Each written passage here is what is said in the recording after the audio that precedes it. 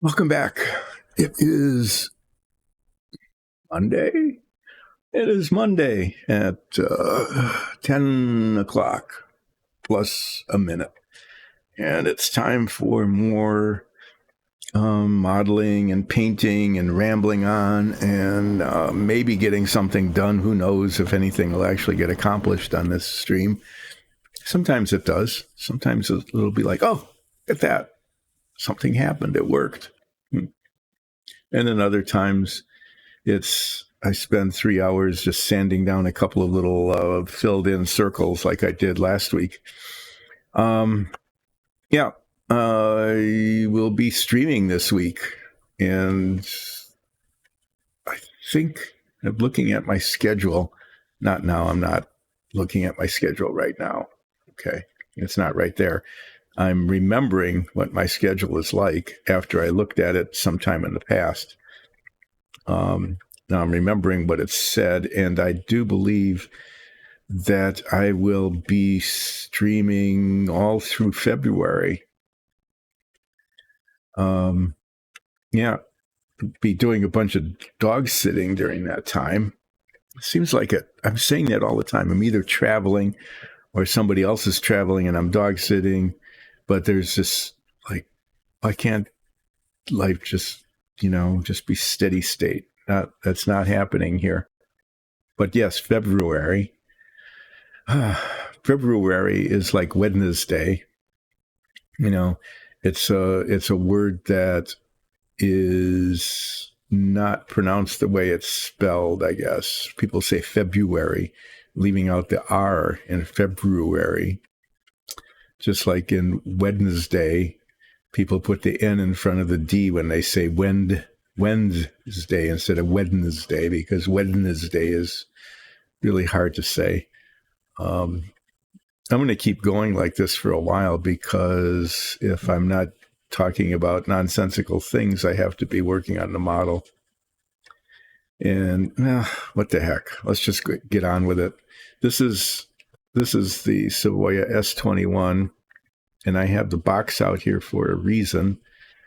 I want to show you that this is finished. I'll show it to you in a bit, because this is my done box. This is the box of things that are done on this model. And this is what it's supposed to end up looking like later after it's been built. Very small picture. There it is. And I'm continuing to work on it. I keep saying this. I turned the page. I did everything on page 1, and now I'm on page 2, and I'm working very slowly on this. And it's going very, very slowly because a lot of these parts have seams where I don't want them. And they also had these circles that are molded in that I've railed about forever and ever, and will continue every time they show up. I'm just going to let out a groan and go, oh, another one of these circles. And I hope it's a raised ones, above the surface of the rest of the model so I can sand it down.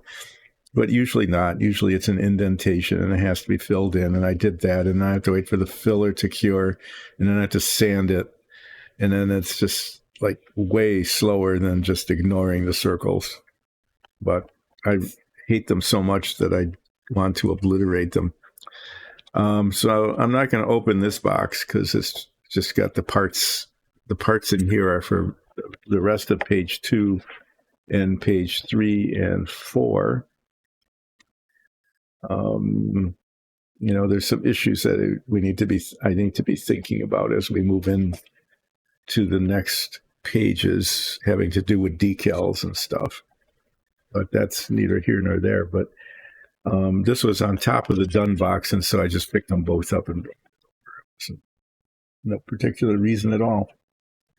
But the done box, the reason I'm opening the done box is that, here, I'll show you how much I have not managed to accomplish in the last week.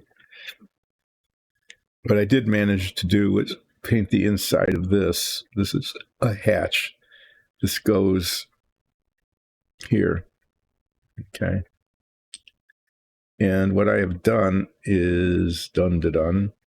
is I have decided that I'll show you in a couple minutes what the issue is here, is that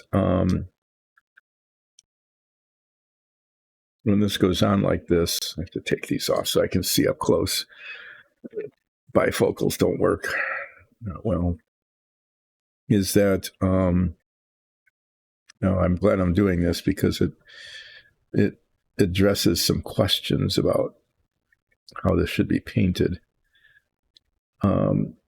Instead of cementing this on, I'm going to treat it as though it is what it is, which is an access hatch to get to some motor parts. Okay. So I'm going to not cement this on. I'm going to leave this as a separate. Yeah, this is great fun. Look at me. I can't even set this down on top of this without it falling off. What? It's like, really, I had it on there, and why is it not? There. Okay. When I test fit the engine, you'll see why I'm doing it this way. And then this will eventually be cemented on. Wow. Okay. What this is telling me today is that I can't hold on to anything, so I need to be really pretty cautious about that. This will be cemented on after it's painted. There's some significant gaps there, but that's okay because this part is not designed to be like contiguous metal. It's a separate part from the rest of it. And you can see a color difference there because the primer isn't as thick as it is on here.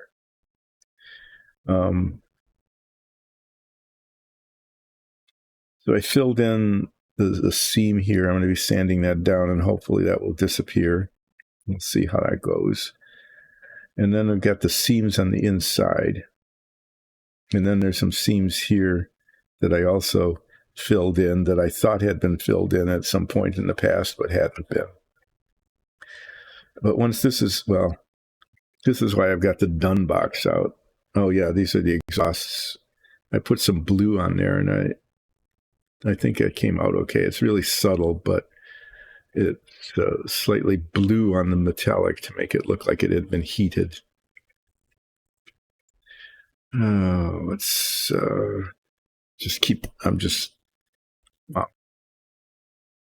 I'm being incompetent, even more than usual today.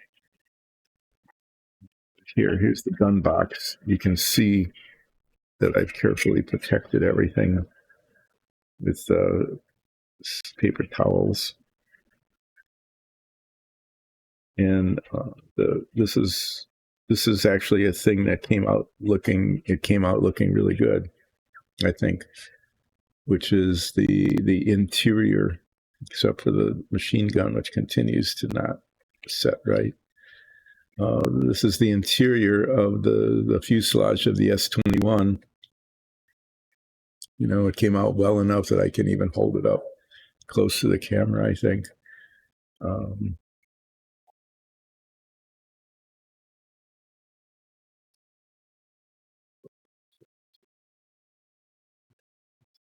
He slumps in his seat. But here, lift it up and see the canopy detail. Porco Rosso came out looking okay. Not too bad.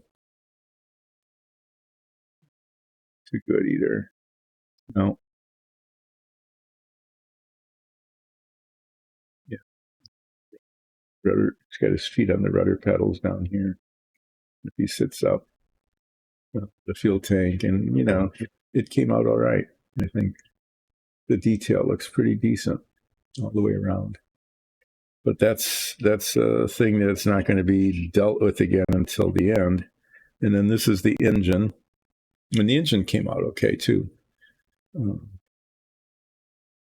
Okay, there's not much to it. It's just black and silver, but there's some wash in there to make it look a little darker. And there's a couple of different colors, shades of metallic on these bits back here.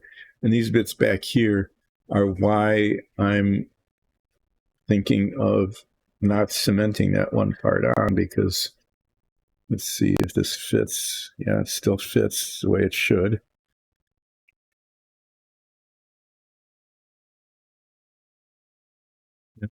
That's in there.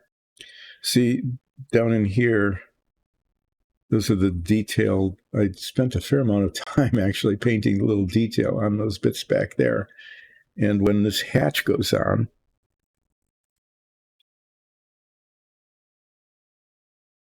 I mean, it's totally covered up. So why bother even having them, right? Why even bother having them on the model if that's just what's going to happen?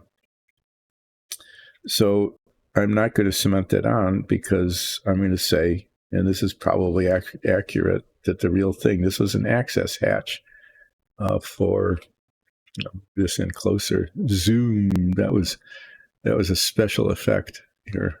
Like the camera zoomed in by me pulling on it and moving it down. But here you can take the access hatch off, and there it is. There's the detail that in the motor that exists, except when this is on, and then it doesn't show anymore. So this is going to be an issue when it's on display because that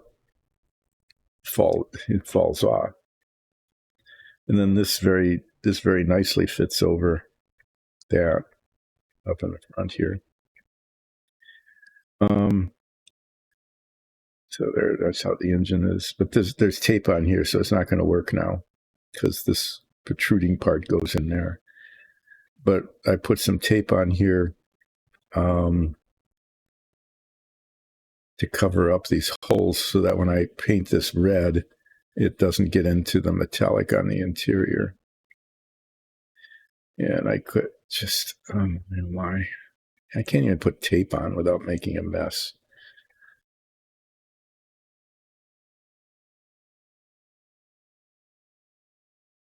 So that's going to go on there. And then I think later on, if I'm correct, another piece that goes over there. Yeah, there's a cowling that goes over the entire engine, and that's just going to that's just going to set on there as well because that's these hatches come off so you can service the engine on the top. Take the headers off and replace valves and things. So there. This is one of those things that, like this really felt like it would never, ever, ever get done. And it eventually did, except for the machine gun sagging constantly. Probably will have to do something about that. That will require some sort of adhesive exchange. I'm not sure why it sags. But this felt like it would take forever, and I think it did take forever, but eventually it got done, and it looks okay.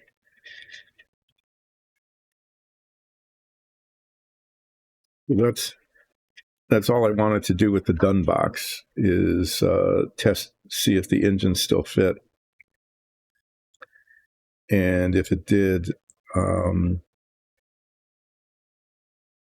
what I'm mostly concerned about were these seams, the panel seams here. You can see them back there and here. And when the engine is in, and it sets on its little holder things, and you take the hatch off, you can still see the seams back there, and they're really big gaps. Those are really big gaps back there, okay, behind these little bits of the engine. On the outside, they're going to disappear, I hope. On the inside, it looks bad. And that's going to be painted metallic color, and really going to show. So back up again. Close the box and set it aside so that it's not, hopefully not damaged by incompetent moving. I'll be right back.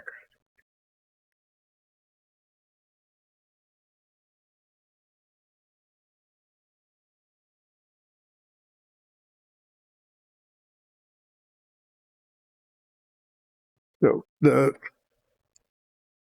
progress on this model is going to be kind of limited today because I have to sand some things down and I need to check the paint on this. I have to put my head magnifiers on. I don't know why it's supposed to be gold, but it's supposed to be gold. But the gold didn't seem to cover here, and even after it's dried. So I'm going to put head magnifiers on and see what's going on in terms of why the paint isn't even. When you get the light on it just right, you can see that there's this white spot. See it? You can even see it on camera, the light area there. And I brushed paint on 3 times and it still didn't cover. So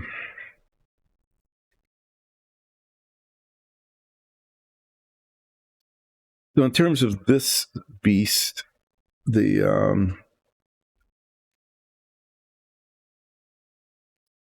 need to sand off these tiny little gaps that I filled in. And then I'm going to paint the vanes, the radiators. Probably I'll do that today. I'm going to try to be a little sophisticated with it and paint them like duraluminum, a darker shade, and then dry brush a lighter shade on so that the indentations are darker and the outer part is lighter. I'm going to see if I can do that. I was going to do that with this, but I can't even get this to get covered. So that's that. This is pretty much ready to be masked for the painting. And as I was test fitting it, I was trying to decide, where the masking should go. The bottom of the paint usually just goes on the outside, but this part shows. So if this has to be red. The tab here I'll mask, but this is going to be painted red.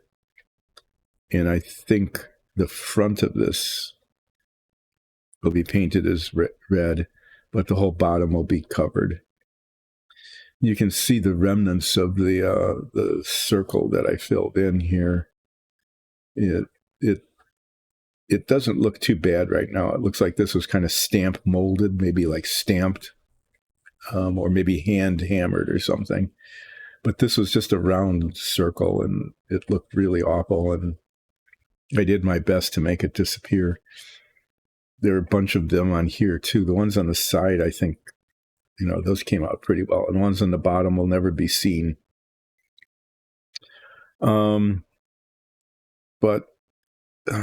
Yeah. So I sand it down and just sand this down. The inside of this, I am going to put some filler in those gaps back there. They're just huge. They bother me. And what I'm going to use is not this stuff, which sands down really nice and smooth. Okay. Because sanding in there is going to be next to impossible. I'm going to use spackling compound, which sands fairly easily. And what it's going to look like, the surface texture of the gap is going to be different than the rest of it. It's going to be rougher. Okay, and when it's painted with metallic, it's still going to show, but it won't show as a big gap. It'll show like a welding seam. I've done that before, and it actually comes out okay. I think I'm going to start with that. I'm going to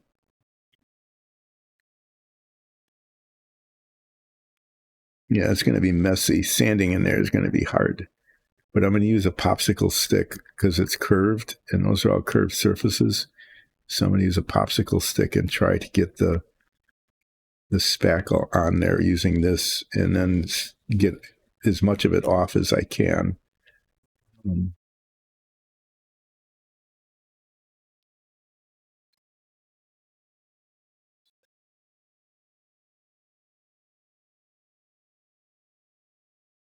Much.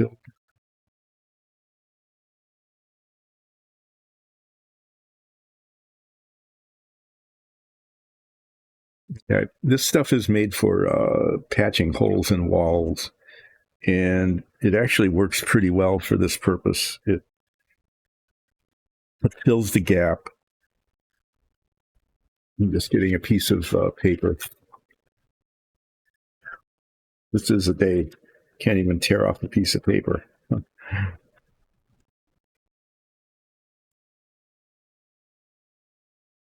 Oh, that's the other thing I need. Actually, this would be a good idea to have is some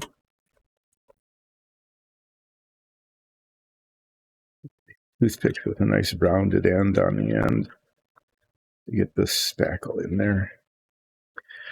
What I can predict is that after I do this, okay, and the spackle is in there, I'm going to want to sand it down, and the sanding bit part, the sanding and scraping is going to take way longer than anybody would really want it to, but it just is because it's hard to reach.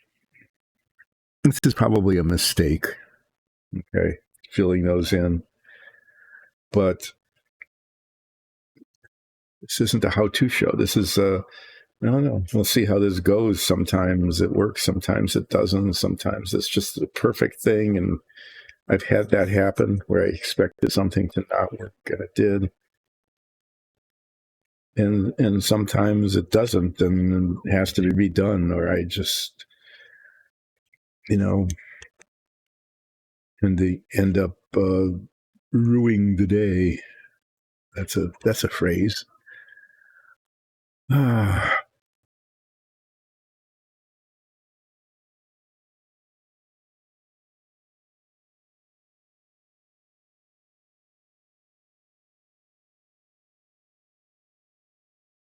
Just, I should be narrating. What I'm doing is I'm opening the spackle there, and then it comes out pink. It's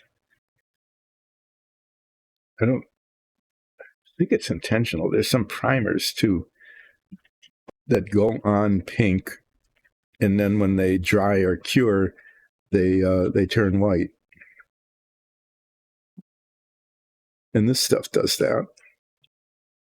It's actually a good thing. I mean, it's a little weird, but it's a good thing because then you can see where it is. You can see where it's gone. Okay. Now, this is where somebody who, anyway, that was the New Year's resolution just missed there. So I didn't want to keep saying that word over and over again.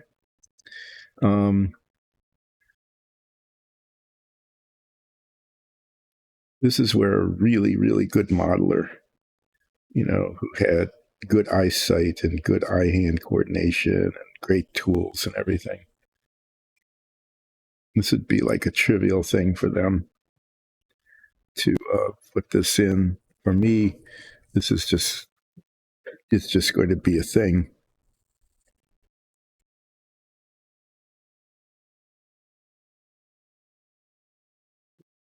Too much on there.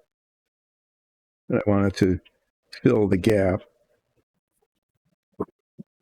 Run it up.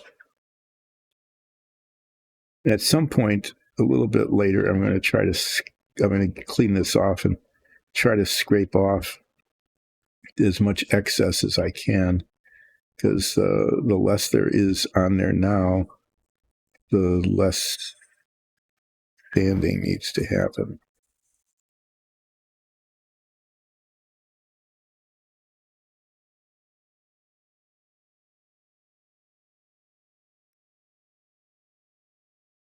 As you can see, I managed to squeeze out maybe 50 times more than I needed. That's another thing.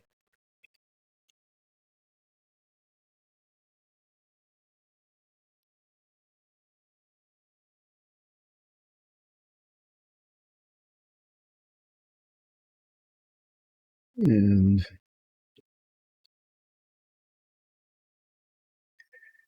so now, yeah, it's going in the gap. I mean, more in the gap than not in the gap. Well, there's a lot that's not in the gap. That's just making a mess of things.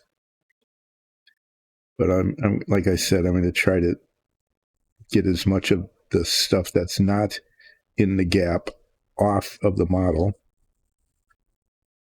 as I can to minimize the amount of sanding that needs to be done to make it look like it's just a welded seam as opposed to a blob of spackling compound.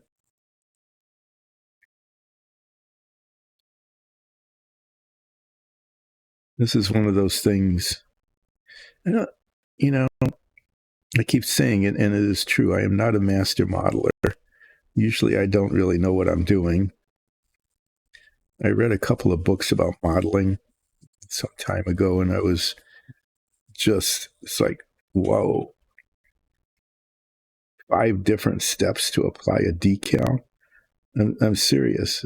That's how it's supposed to be done. So you're applying a decal to a glossy surface, right? And decals don't adhere to the glossy surface very well. So these are the steps that were recommended in this book. Not recommended, it was an instruction book. This is how I was told when I was reading this book to do that. So first of all, you put the piece together, okay? And then there's seams. So they tell you to do kind of what I'm doing, fill in the seam and sand it down. Then wash the whole thing with isopropyl alcohol. They kind of recommended that to make sure you get all the oils off that might be from your fingers. And then prime it. Okay. And then paint it like the gloss paint that it's supposed to be. Okay. That makes sense, painting it. But then the decal isn't going to adhere very well to the glossy paint.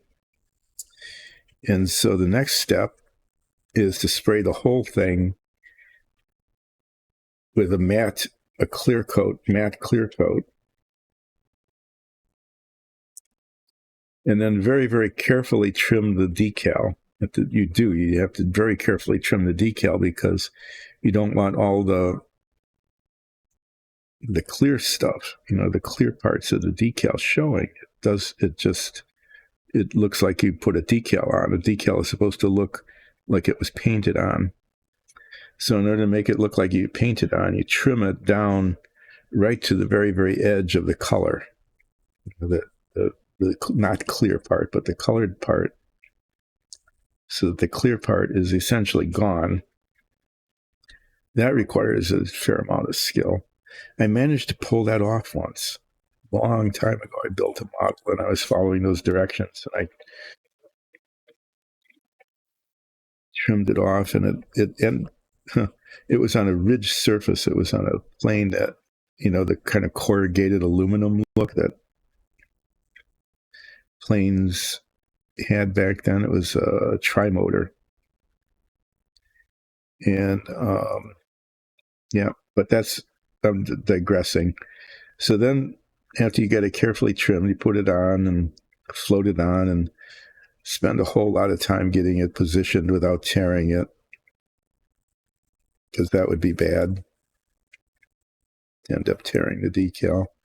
And if the decal goes on, you finally get it in place, then Here I'm just scraping off the excess of the spackle as I can.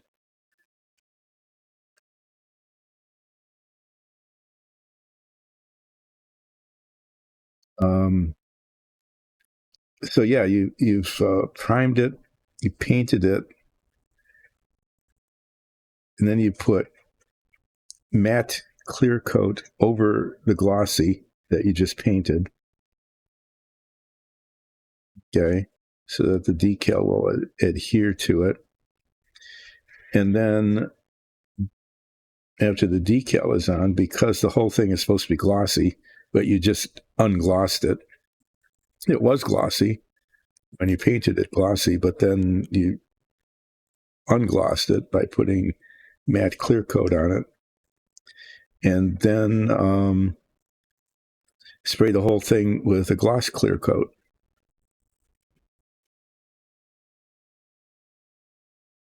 And then it's glossy again.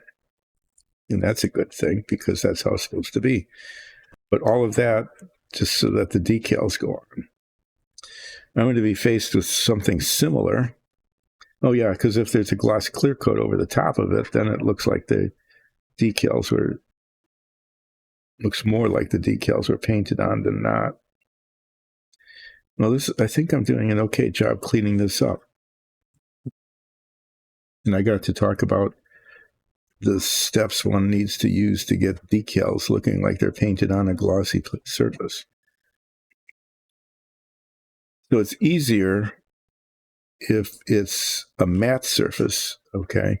So if you've got like a World War II plane and it's painted, the camouflage colors, kind of olive drab and gray and stuff, the decals will adhere to the matte surface paint. So you don't need to spray that before putting the decals on. But after the decals are on, in this particular case, you don't want them to look like they're glossy decals, them to look like they were painted on. And so after the decals are on, the whole thing is supposed to be painted with a matte clear coat.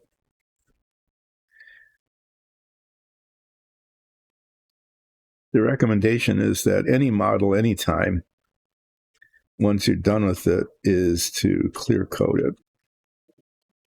And that kind of makes sense. The clear coat protects the paint.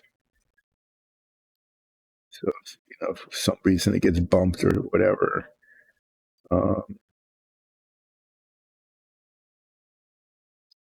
This isn't too bad. I don't think there's going to be a lot of sanding. You can still see where the seams are because it's a darker pink. But when that dries, it will largely go away.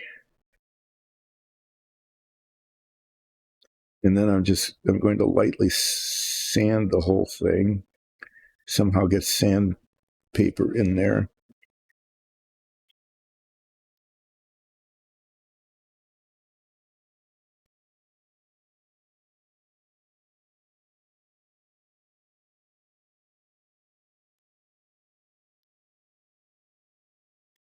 And sand it down so that it's, I don't have little lumps of spackle all over the place.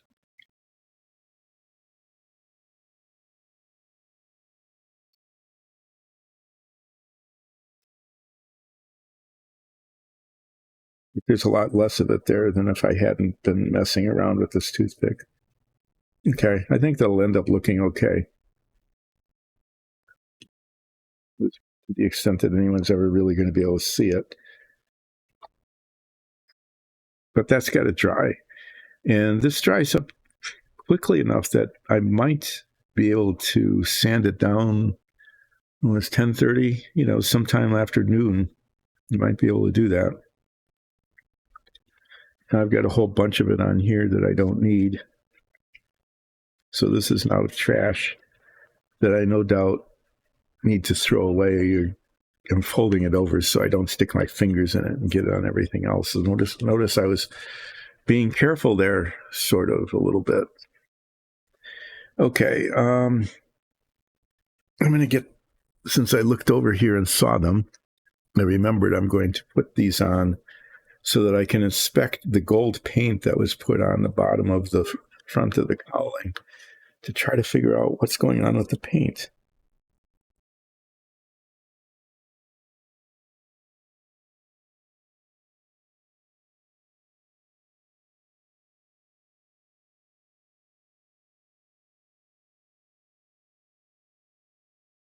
And it is exactly what it looked like it was.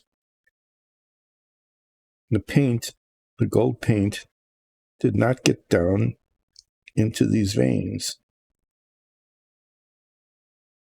It just didn't. It didn't work.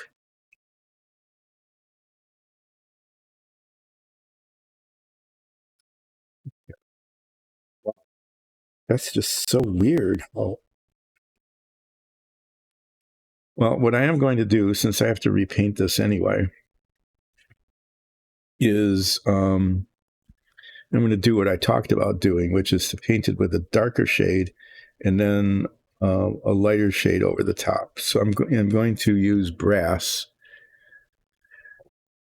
which is slightly darker. No, not bright brass, but just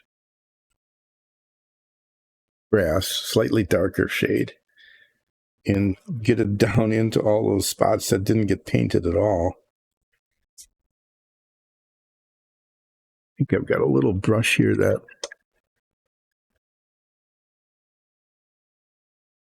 not it.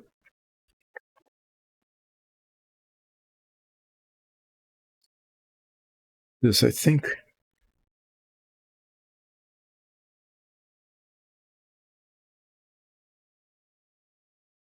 so instead of just being really simple, this is turning out to be nightmarish.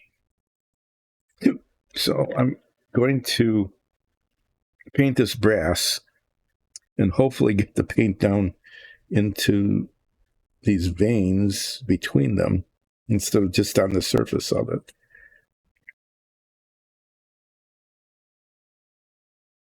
Work it with the brush. This is a little stiffer brush. Let's work it down in there.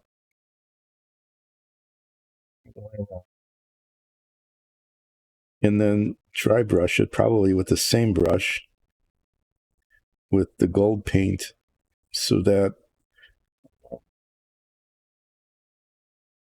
it'll just, the veins will just show. That's the intent anyway. And I'm actually going to keep these on because I don't know why the paint wasn't getting in there. I think I'm going to run into the same issues maybe with the radiators.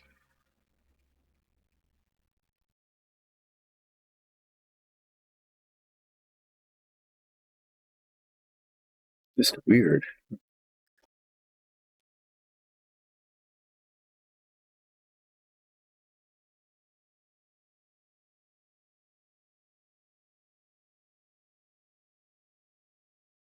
So yeah, this thing that when I first painted it, it was like, didn't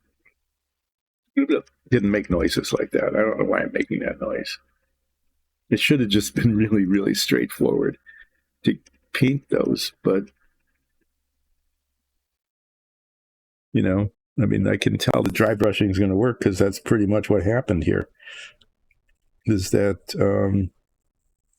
the paint didn't get down into it. It was just on the surface of these ridges.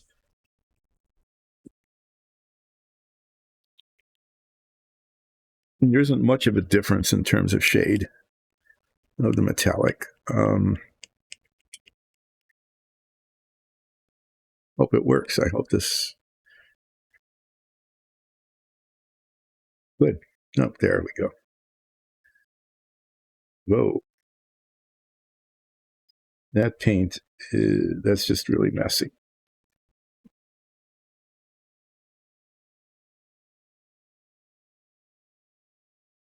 This paper towel is going to turn into trash here too. So I wipe off the paint that excessively built up on the tip of this and in the threads. There. Now there's globs of paint. More mess. No, no,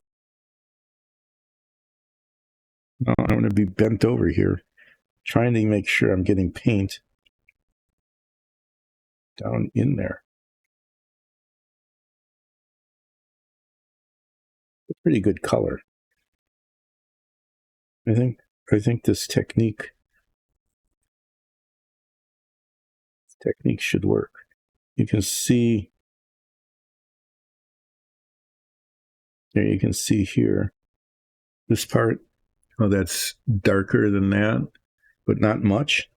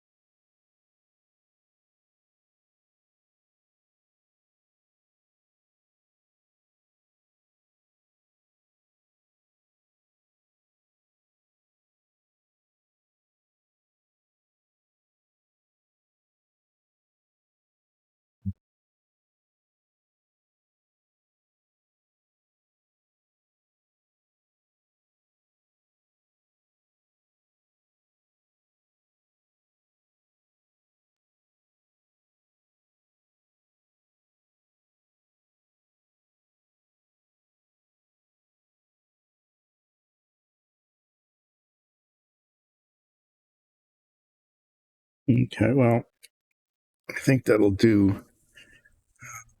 Set it up. See the box of parts here. Keep this here, at least for now.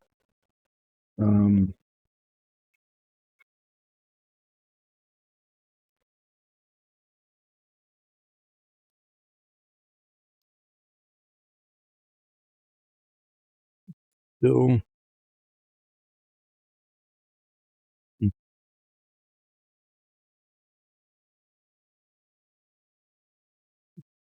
again, it still looks like it's these little bits in there that are not painted, but I don't want to keep painting on it. It'll just build up and look. Just what?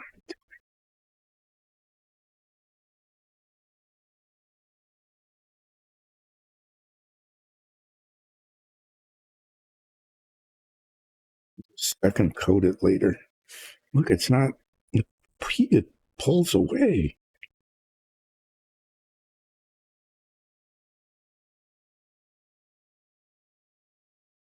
Let that dry and then deal with it later.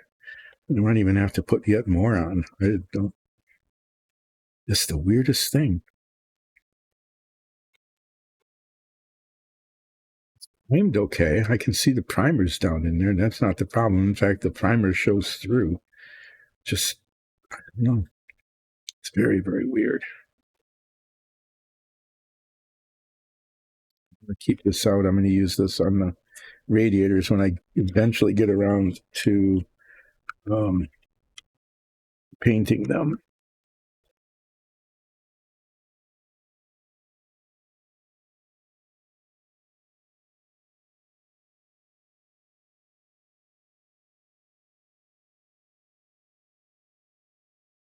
In case you're wondering, this is a Porco Rosso minifig.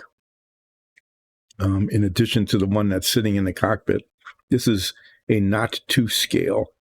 It's much bigger by maybe 50%, maybe 25 or 30%, much bigger, like that much than the scale of the model itself. But it's a display figure that has its own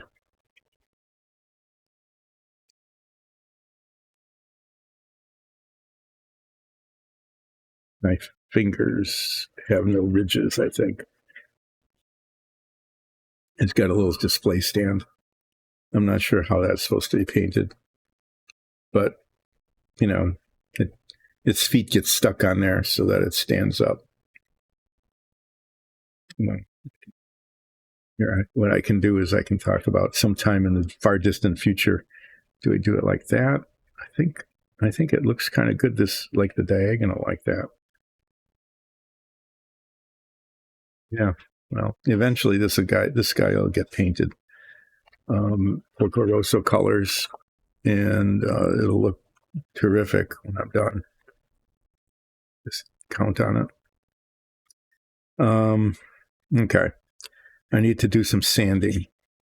What I'm going to use is, this is like an emery cloth, this 1500 grit. It's very fine, so it'll be polishing. But it's like fabric, and it works a little better than the paper-backed stuff that I've been using. So I'm going to cut off just a bit of this. I don't need a lot. And then I'll start with these guys.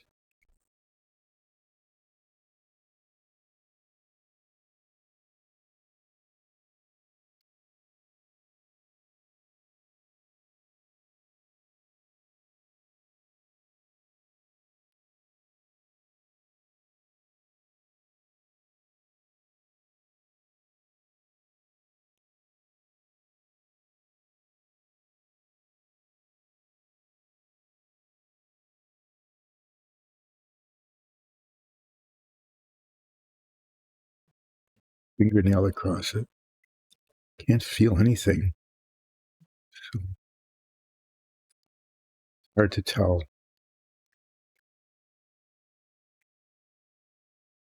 Probably should put my head magnifiers on, and I can see.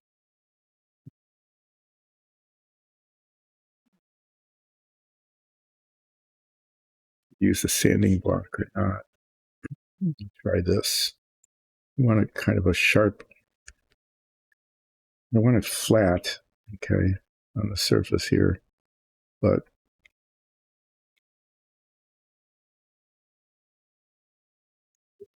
on here than I really needed.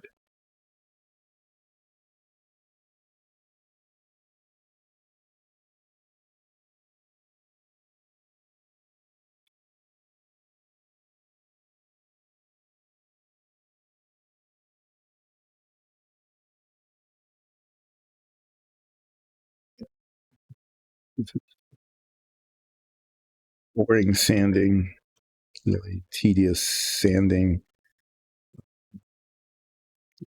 with Dyson Dungeons. So while I'm doing this tedious sanding, I will tell you about Dyson Dungeons. I do this a lot because that's what we're about. Dyson Dungeons is not this. This is a spin-off of our Dungeons and Dragons show.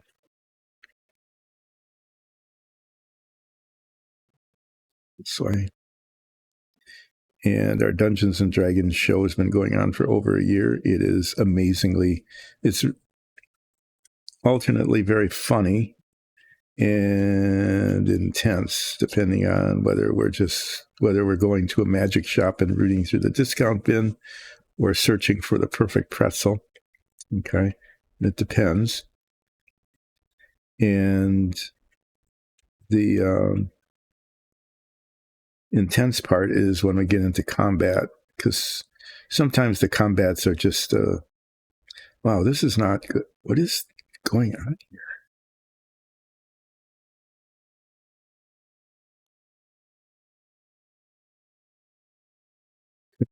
See it, but I really feel it. It's really.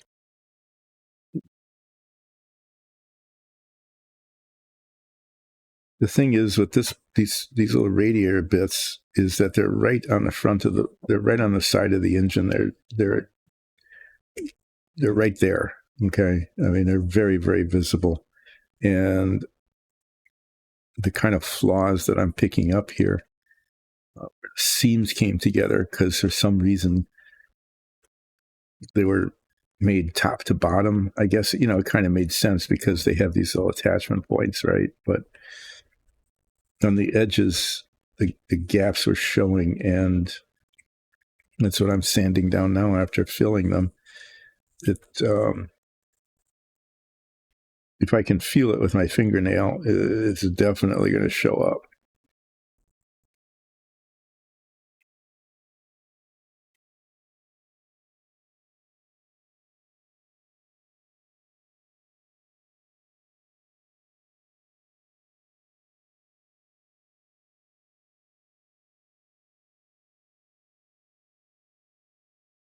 So these are going to be painted glossy red, and flaws, surface flaws, will be very, very obvious. And I don't want obvious surface flaws on a part that is highly visible. So I'm taking a stupid amount of time to do minuscule little bits of filling and sanding.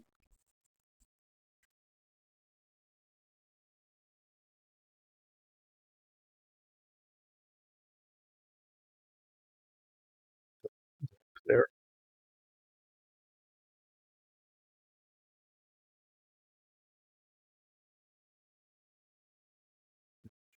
best to not have more filler there than I needed, and I am using very fine sandpaper because I don't want to scar up the entire surface here. But it that filler dries very hard, so it doesn't sand off very quickly.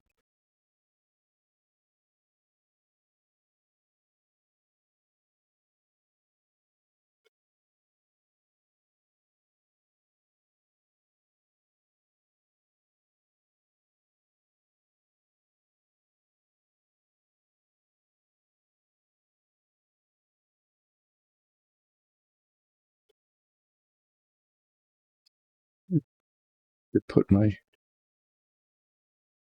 could put my head magnifiers on and I'd see what I'm doing.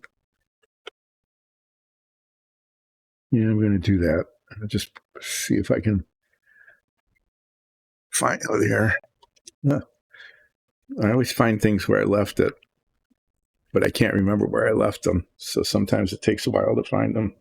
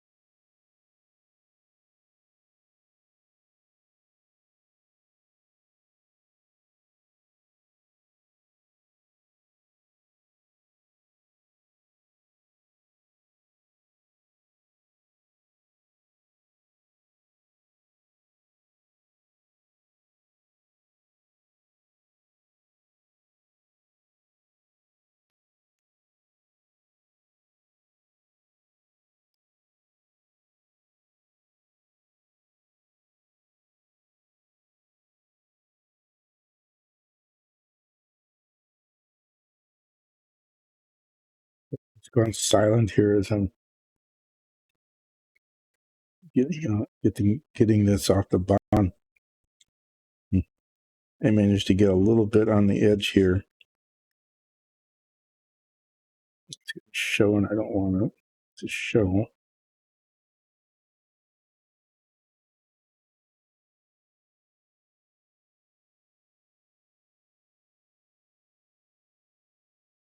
What I probably should be doing is using a coarser grit, but then I'll have scratches.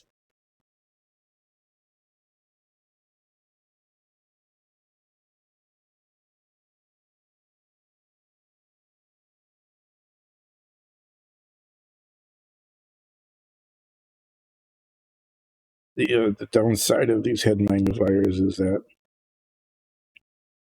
any little flaw becomes a big flaw.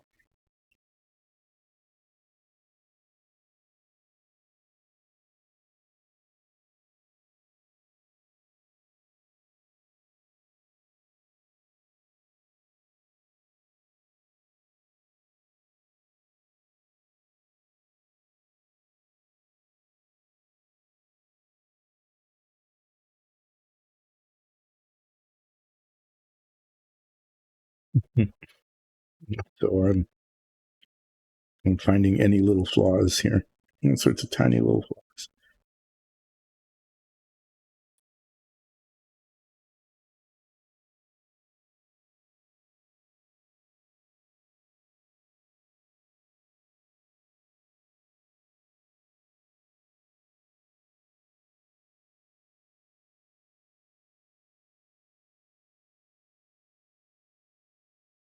New filler definitely hardens nicely, but it's really hard.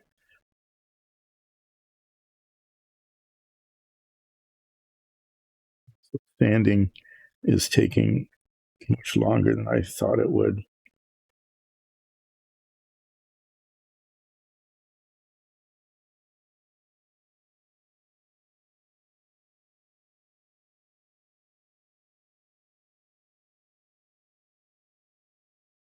Okay, there's that. There is less of it on here. Big lump there and a big lump here. These are going to take a little while to get sanded down.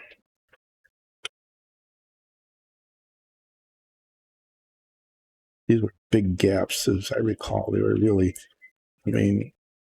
massive gaps compared to no gap. There should have been no gap, and I couldn't see them until after it was primed. And then it became like, oh, that's a big gap that needs to be filled.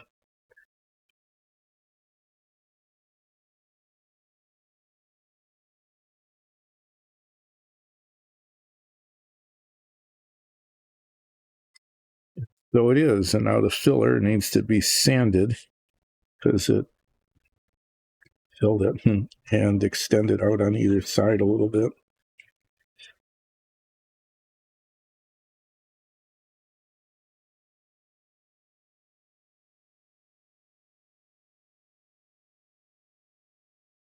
Using this so that I can even pressure across it. Yeah. Sanding down parts I don't want sanded. Here. That's just the primer that got pulled off.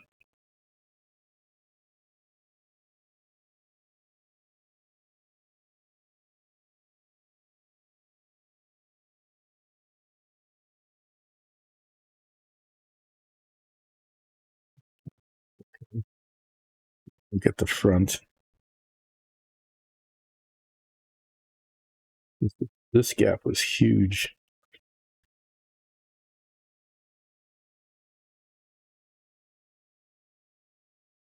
And when I'm done fiddling with this, I'm going to wash them off a little bit and then paint these bits, trying to get paint down into all the little crevices.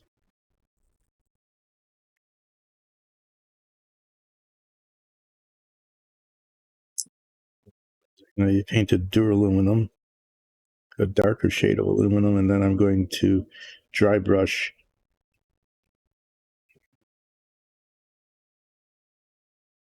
regular aluminum paint over the top so that there'll be a contrast between the indentations and the outside veins. That's the intent. Together, see the result matches the intent. Hope it does. It's the thing to be found out.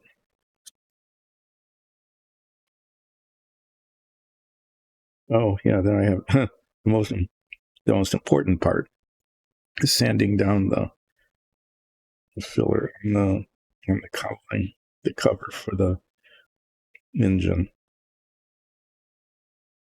These I didn't realize. I didn't intend initially to put filler in because I thought there weren't any gaps that needed to be filled. But I was wrong. There were.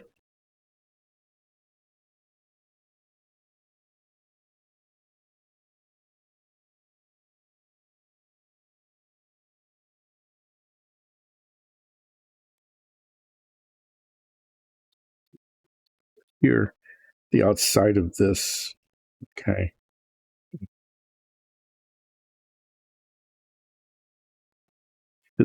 It should not have had a seam, but it did. Use my balsa wood. Use this one. It is my sanding block here. Start at the top where there is the most filler. This is going to take a while.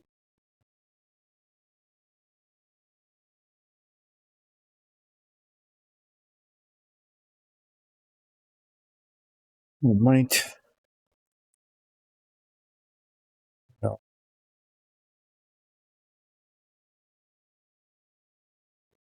Using the 800 grit on this. I'm not sure.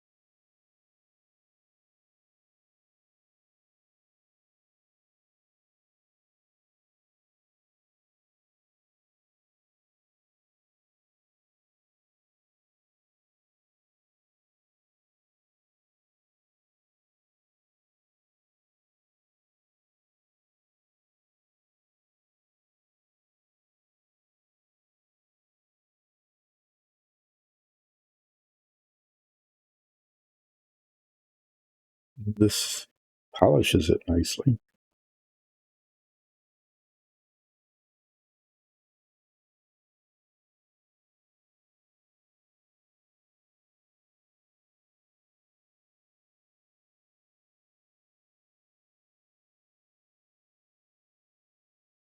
Yeah, I mean, if I keep that,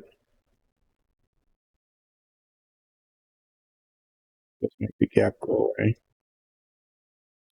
And feathers it off on either side.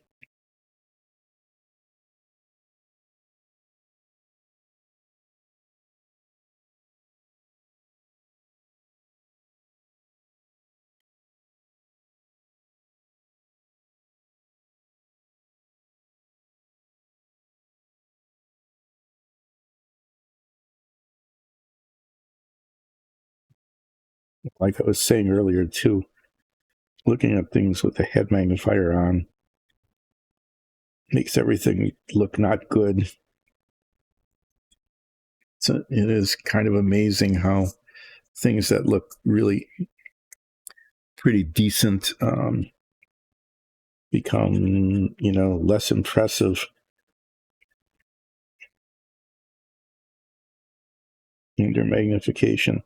So the advice I've given many, many times and will repeat is unless you're one of those super master modelers like Ola Brauger or the people who make the models that appear on the box tops of the model kits, unless you're one of them, and you're more like me,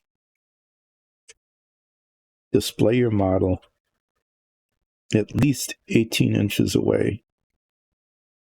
Okay. It's the distance I'm recommending, 18 inches away from the viewer. And don't make the lights too bright. Definitely want the lights to not be too bright. And then it will look pretty good. This filler works really well. It's just it just requires a fair amount of sanding.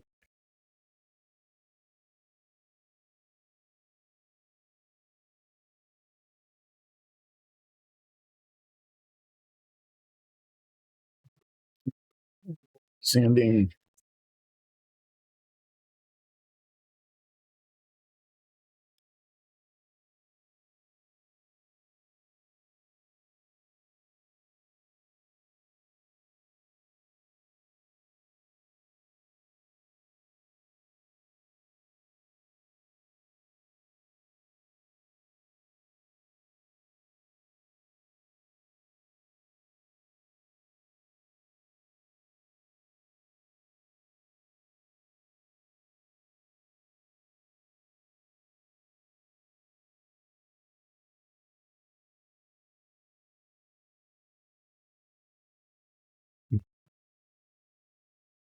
So right there where I don't want it, there's a blip.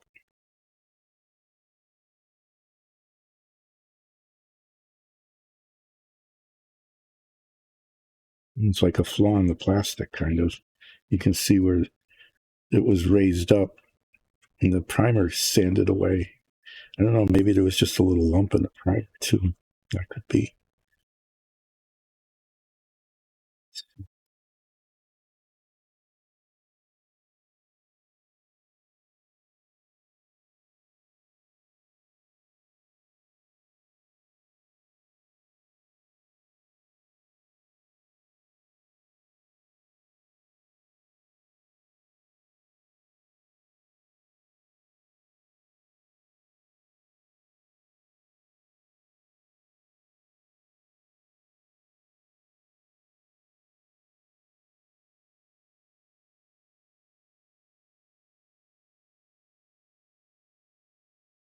Even under magnification, you can see them, but there's even little rivets that are. Well, a lot of model planes have rivets molded on. The detail on this model is really pretty good.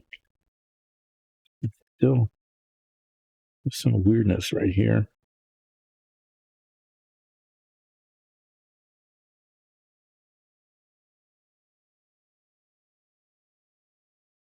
Okay, that'll do. That'll do now. Um,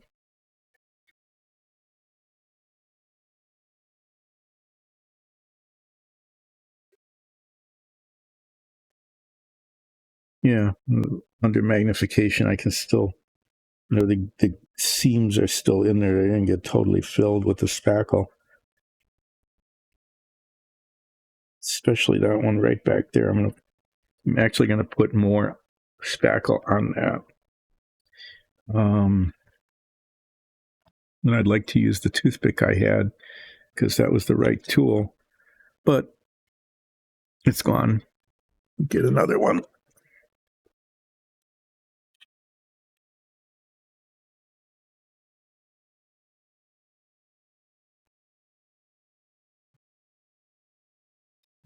Yeah, I'm piling stuff up here.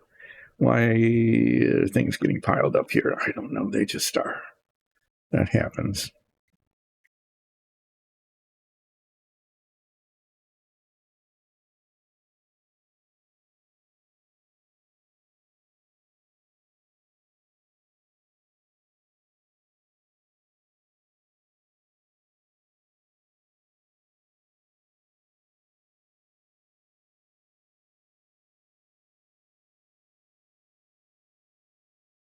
Hmm.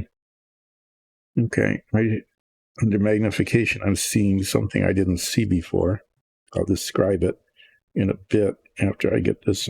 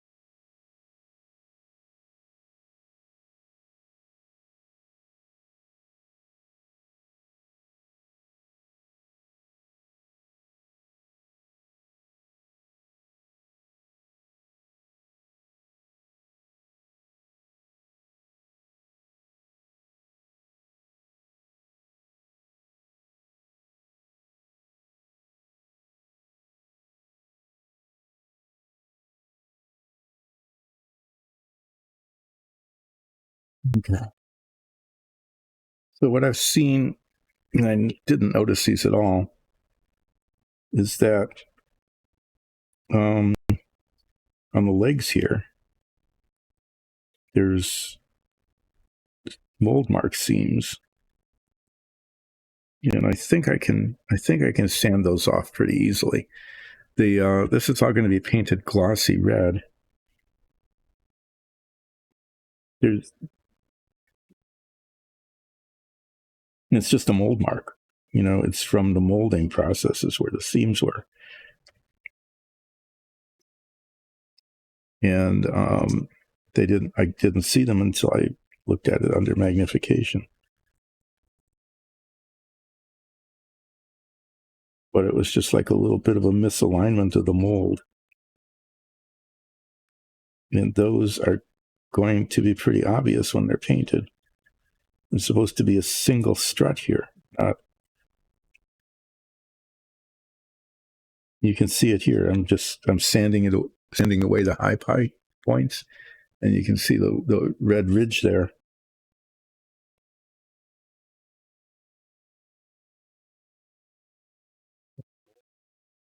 Misalignment.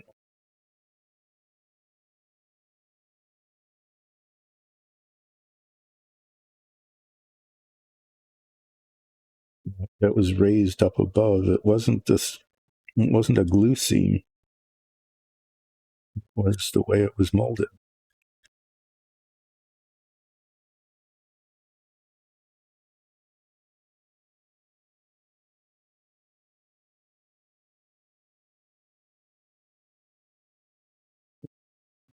Glad I'm looking at this, because again, those are be the kinds of things that if you look at it from at least 18 inches away under not terribly bright light, you wouldn't notice it. But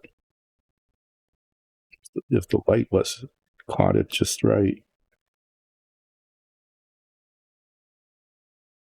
be going on there. Not how that piece of metal should have been.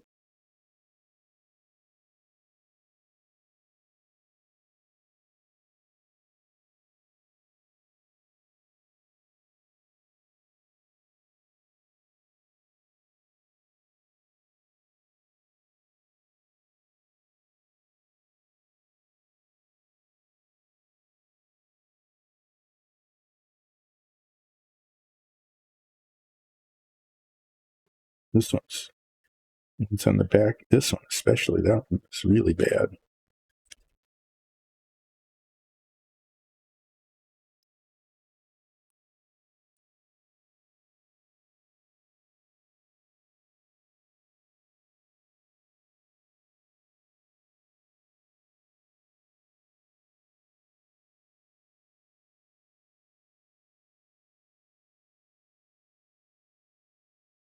That's the kinds of things I should have noticed before I put it together, but I didn't really see them until I put the head magnifiers on and rotated the piece, and it was, oh, yuck.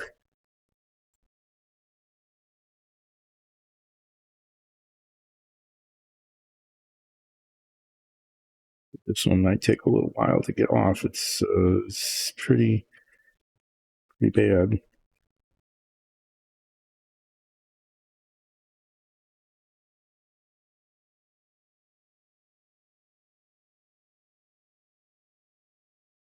Eventually, I'll make progress on this.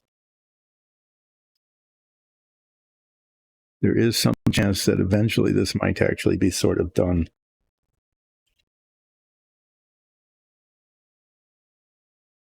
But it's things like this that end up taking, 10 minutes or something.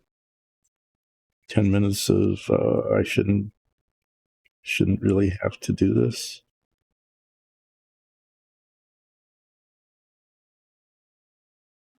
Okay.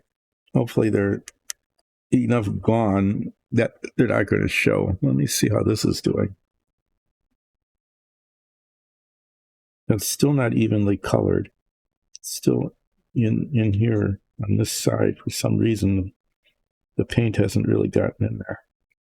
So I'm going to repaint that again.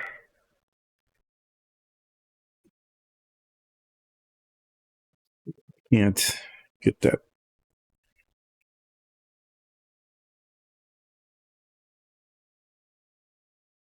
Yeah, just do this now. Just get it done now. Mm.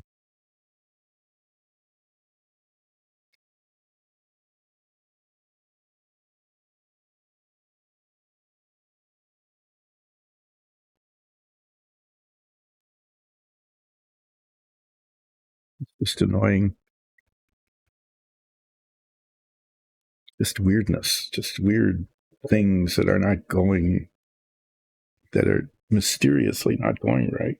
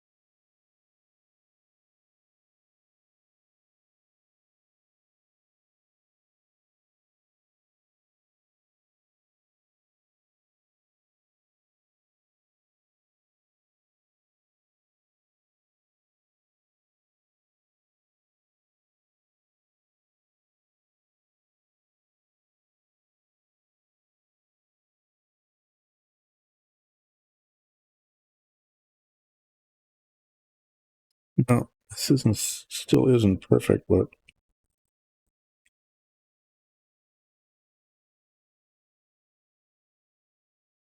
getting better.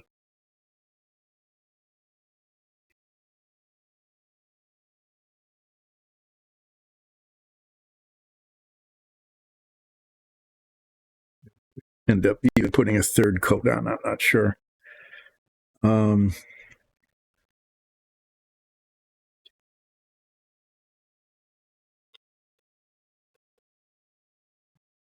yeah, what I'm going to do next is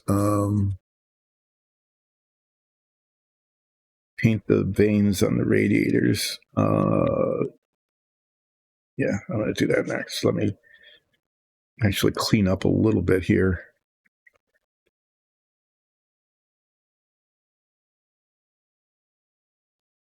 At least shove things aside, I guess, if not cleaning up. Put them back so I can find them later.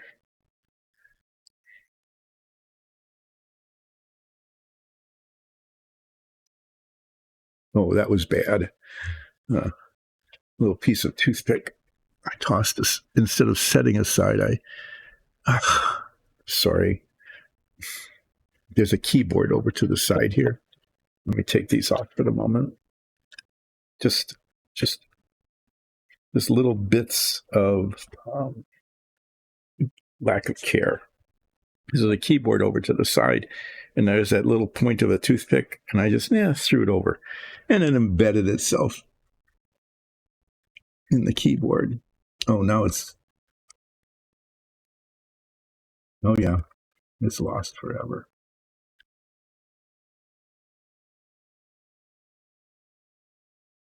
Hoping that doesn't cause a problem. Huh. Now I get to just mutter myself about no, don't.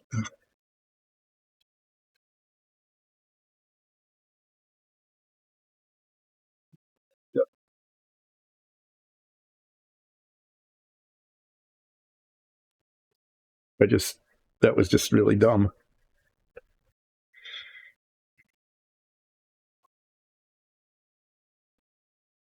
Not good at all.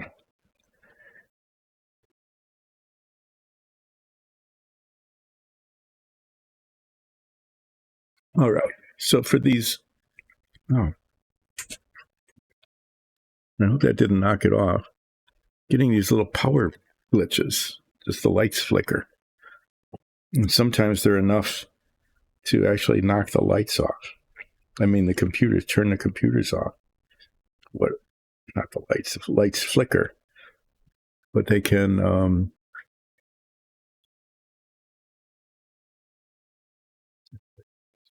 I'm using these alligator clips to hold these. so I can paint the vanes, the radiators, with aluminum, slightly darker shade of metallic.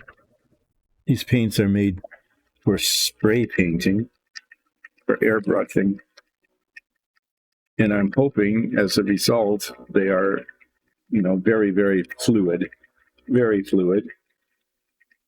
that as a result, I don't need these in here. I'm hoping it gets down in there, unlike the gold and brass paint did on the bottom of the front cowling.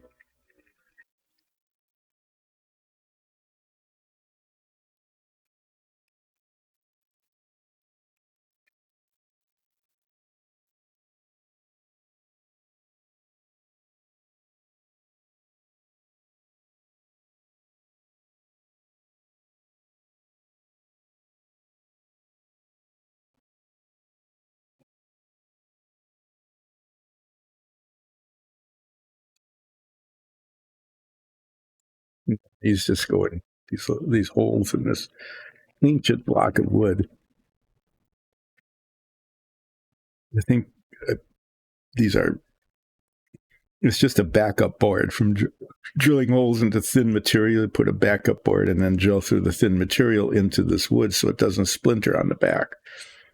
And that's where all these holes came from. They just happened to be the right size to hold a alligator clip, and so there it is. As you can see, this has been lovingly used for a good long time. Oh, yeah. To open and close this with a paper towel because sometimes it spatters. Great.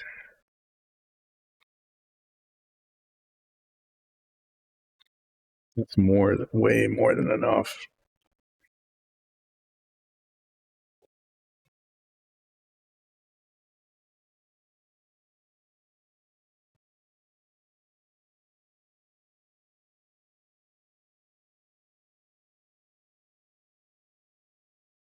Down in there. That's really good. You can't see where the seam was. I am pleasantly surprised. Yeah.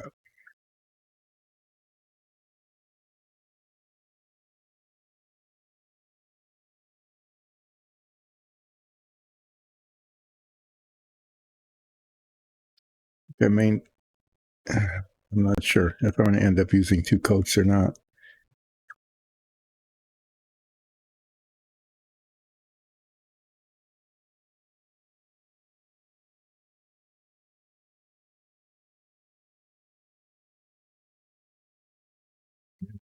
You can, if you know where to look, you can see where the seam was, where the parts came together.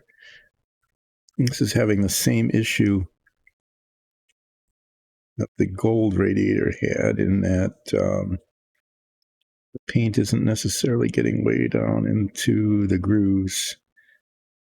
So yes, I'm going to do 2 coats.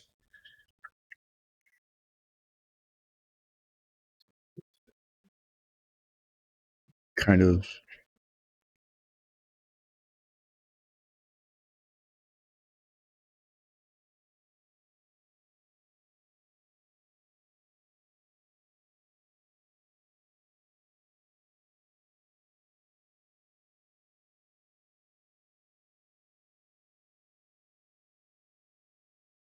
Yeah, it's just like, wow, how it must be like a capillary action or something. It is so weird.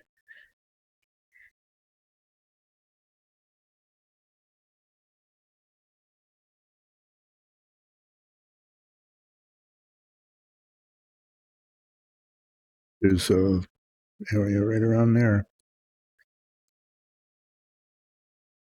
These cover so nicely. It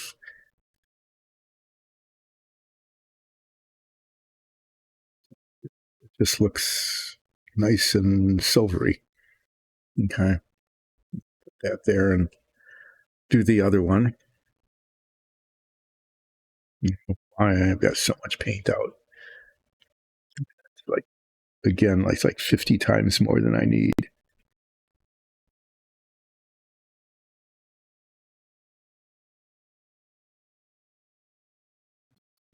So,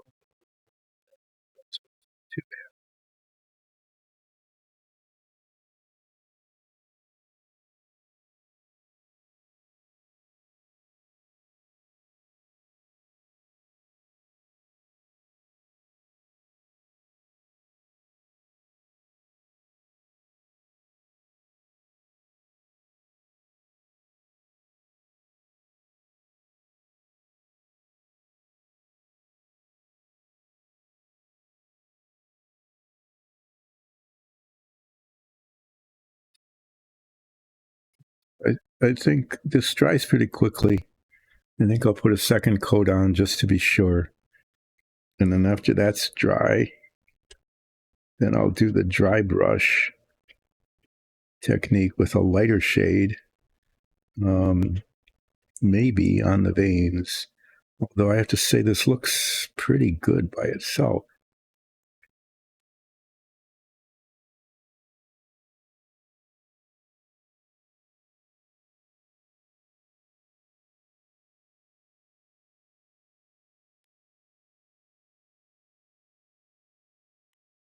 Nice color. I think, I don't know.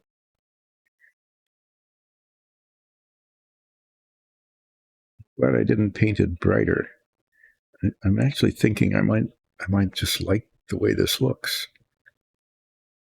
This duraluminum as opposed to the bright aluminum. Just it's like a richer color. So there, that's set for a bit. I'll put a second coat on. Um,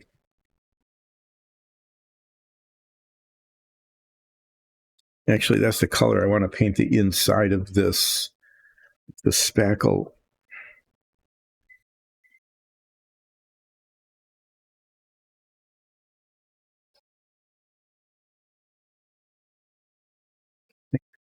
Let me just go ahead,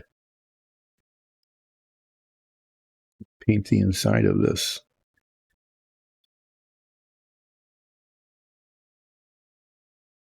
I'll look at it through the head magnifiers and see if the surface is rough or not. And then clean the brush.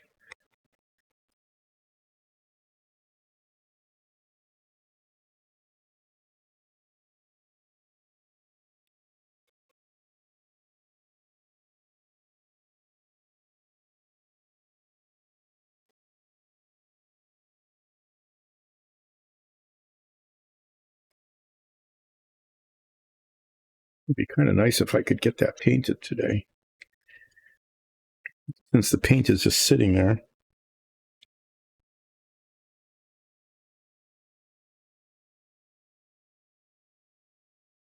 Just give that a little bit of a rub down with this light sandpaper. If I can get it in there. See if this works.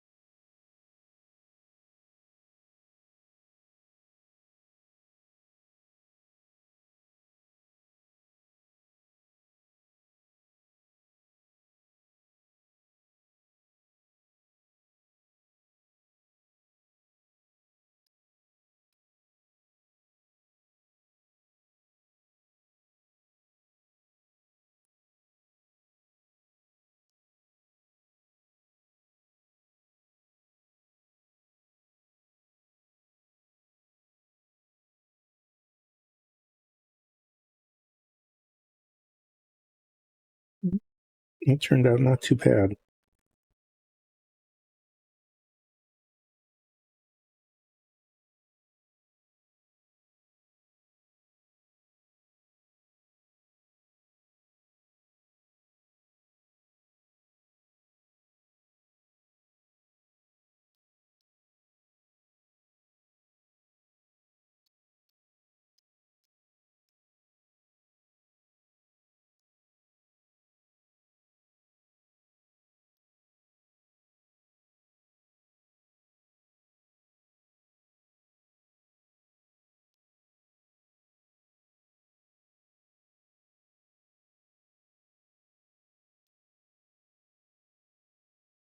What you need to do is clean it.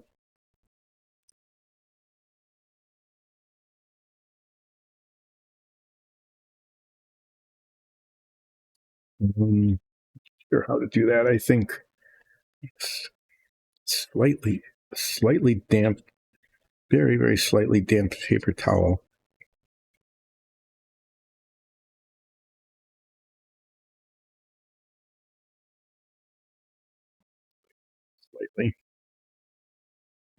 Slightly damp paper towel, and just see if I can't clean the whole thing off inside.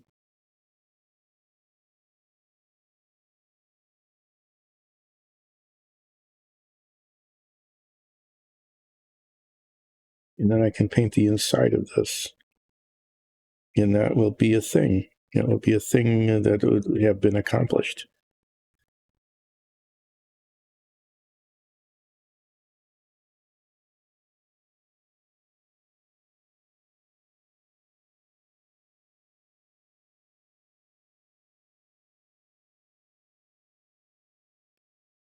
And get to accomplish things, but this is a thing that might be accomplished yet today.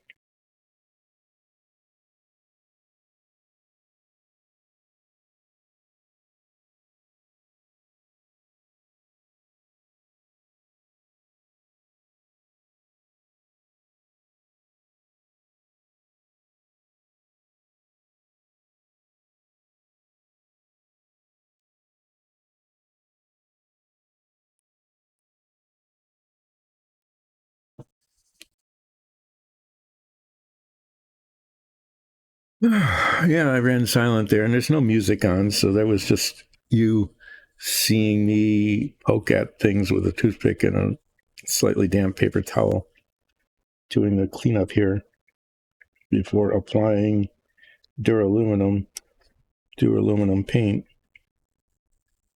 to the whole inside of this. Why? Because this is metal. It holds the engine, and it's supposed to be metal, right? And the outside is painted red, but the inside isn't painted, so it's just metal. Now I need an appropriate brush.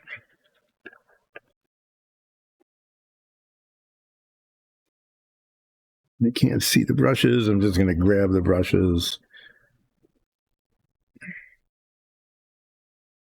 This is an appropriate brush.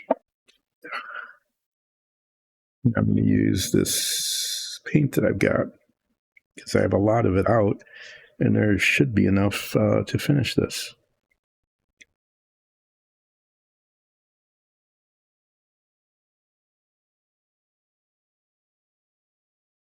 And if not, I'll squeeze a little bit more out.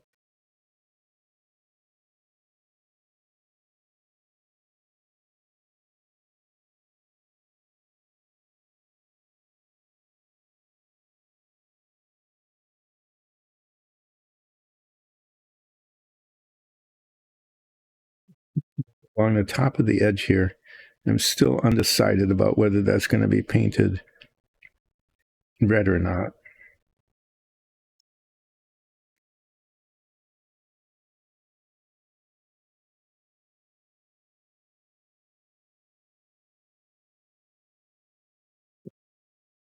And paint it this color. This whole thing, okay, is this metal, and then when it's painted red, it's painted on the outside, but there's always this question: in my mind anyway, about whether the edges here, the edges of the panels, should be painted red or not. So I could either paint those red. I was tempted to leave them just the bare metal, like if it were painted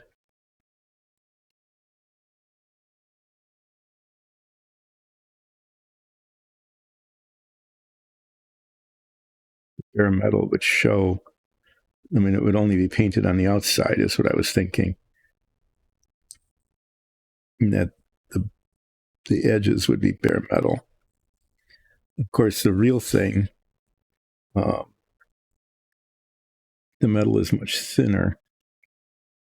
But as I'm looking at it, I'm thinking, especially as the parts, get put together, that those need to be painted red. Otherwise, it's just going to show as as a as a dark streak instead of sort of blending together. So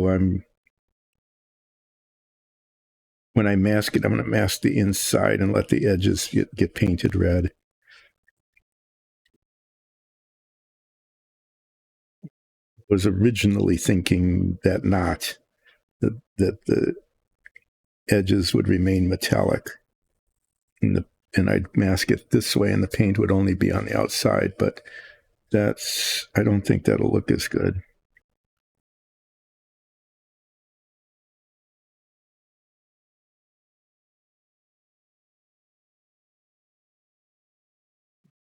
This might need a second coat. Some of it's just showing through a little bit.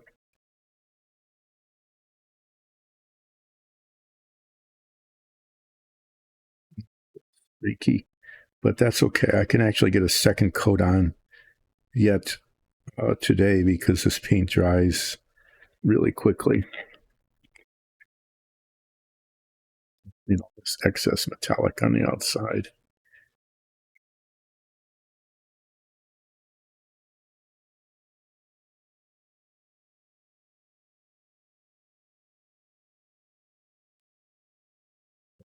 Got there.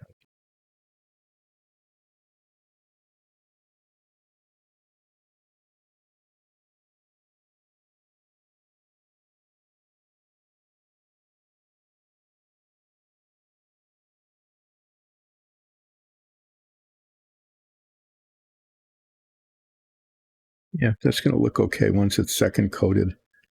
Um, it just looks a little scabby right now, so it will need a second coat. But why not?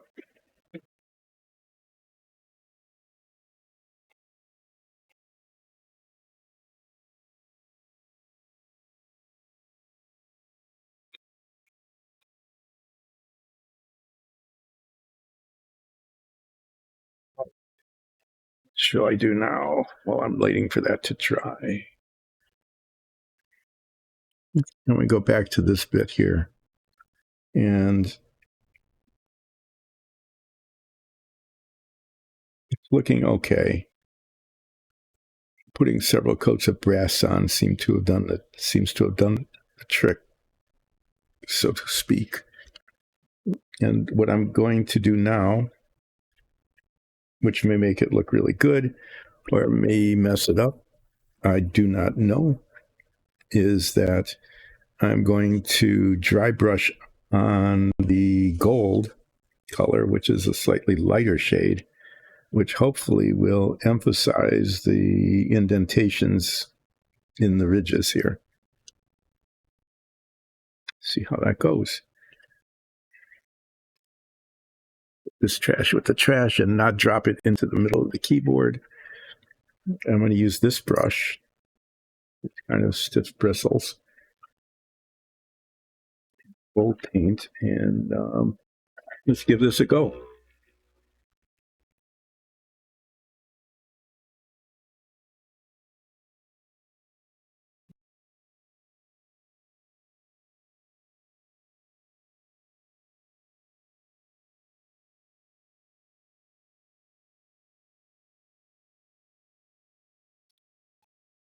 So this, you just never know.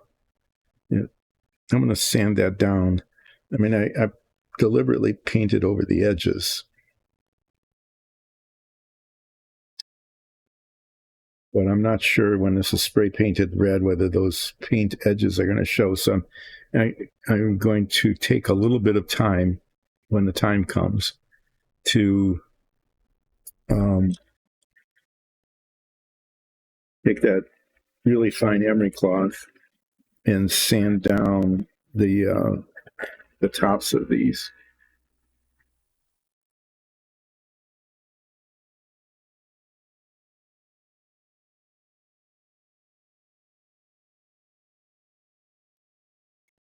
To go here, gold paint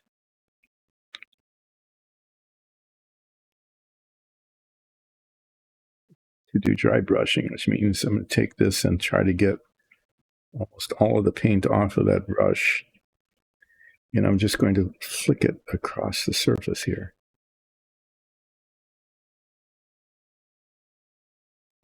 Be only the very, very tippy tops of these ridges.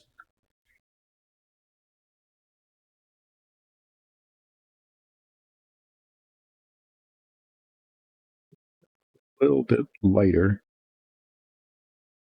than the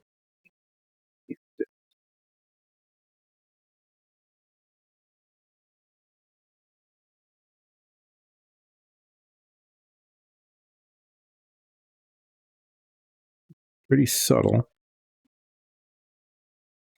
I think it's working.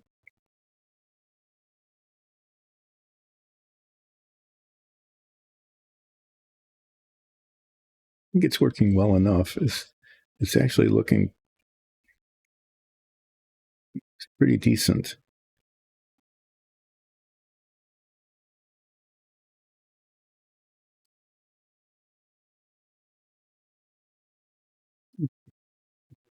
Okay, enough. I'm not going to mess with it much, except there's a little like a.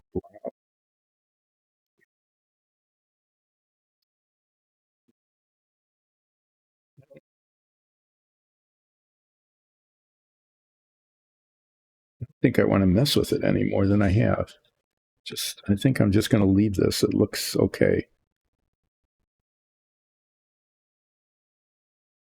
Yeah, it looks okay. I think that's ready. Just a little sanding down around the edges a little bit. Again, to make sure that there's no like paint seam showing. And then it's ready to be masked. I'm not sure. I don't know if I want to do masking today or not. It's just, I think.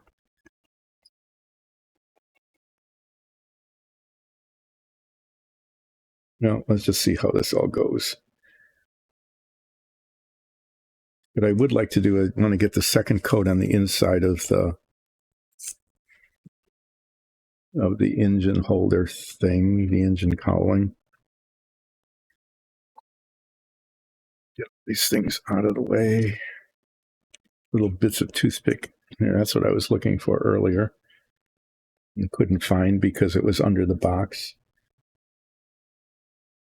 Here's another piece of toothpick that broke off. This is the one I threw on the keyboard and just like tossed it over instead of very carefully putting it in with the trash like I did that one. Let this set just a little bit longer. Yeah, so these I'm going to mask the bottom of this so that it's metallic on the bottom, but on the front, okay, there, well, the back, I'm going to mask the tab so that that's painted red, and these edges are painted red as well. That'll be making this masking task a little bit tricky because I have to get it down in these roundabouts.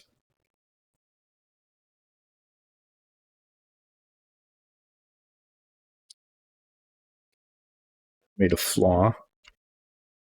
It's just a little.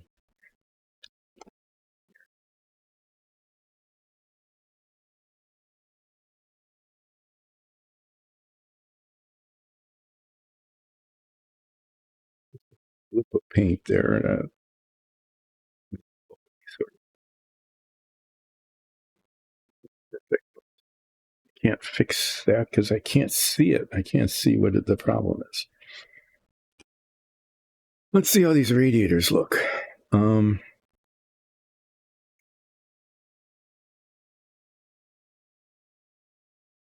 look pretty decent. It needs a second coat.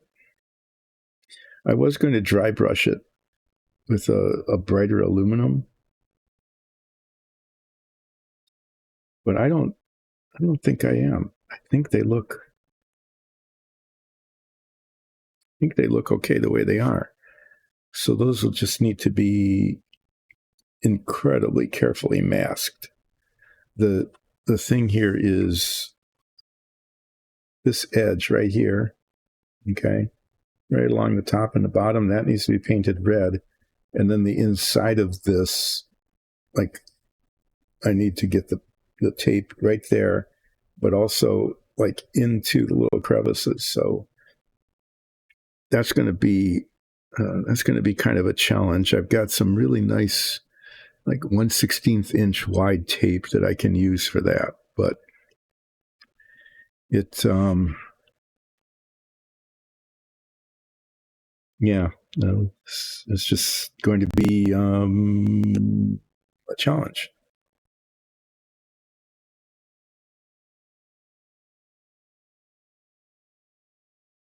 What I'm going to do then is, I said I was going to do this. I'm actually going to,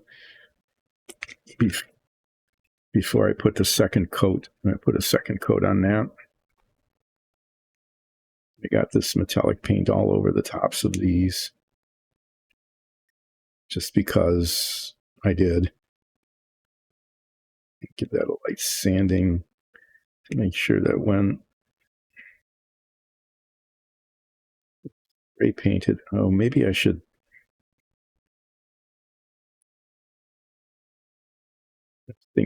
Talking out loud to myself.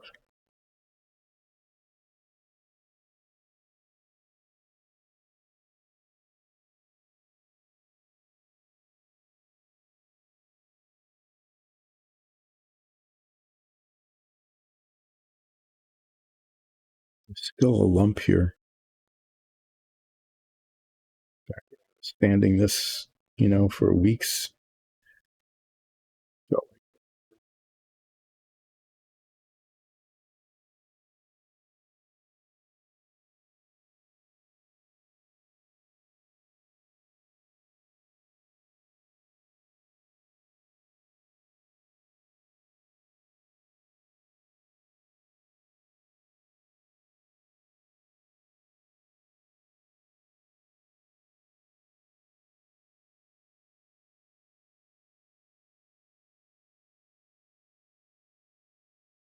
still a high spot there for where the filler was.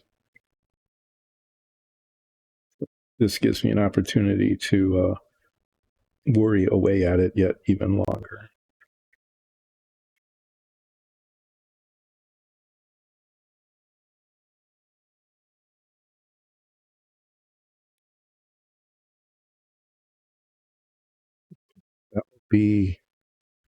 This will be okay. There's just a little bit, if I just sand away at this for just a little bit longer and really bore everybody while I'm doing it, it will look better when it's done, because you can see there where the paint.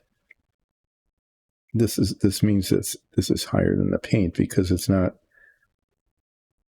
sanding down. So what I want to do is just keep at it until it gives up.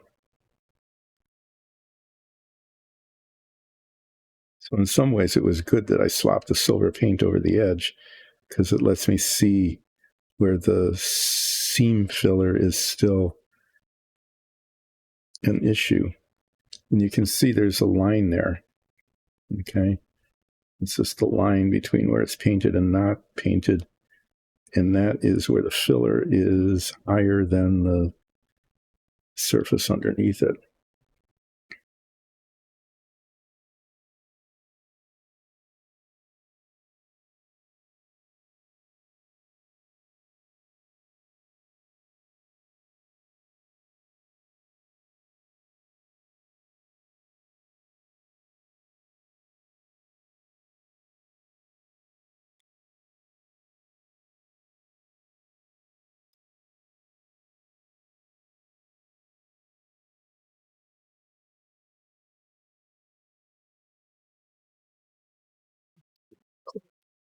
Oh,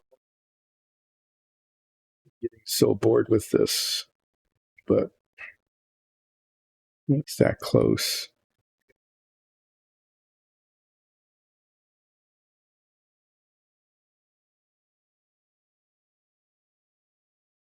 Good enough. Let's see what this one looks like. When I clean it up, I can see there's an issue there.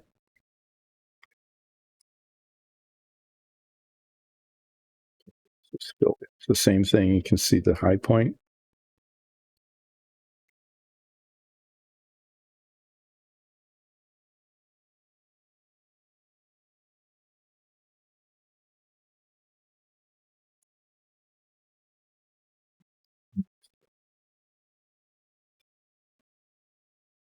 Once I'm done playing around with this sanding, I'm going to put a second coat on the inside of the bit there.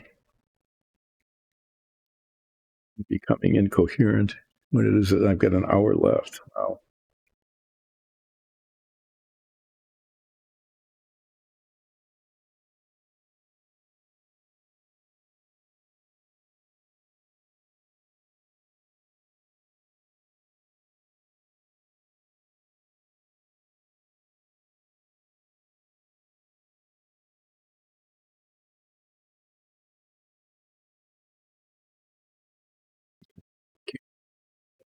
Get it down pretty well.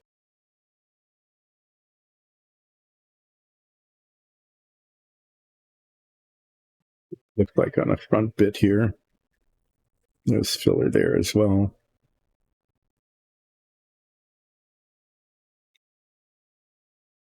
Okay, that's not too bad.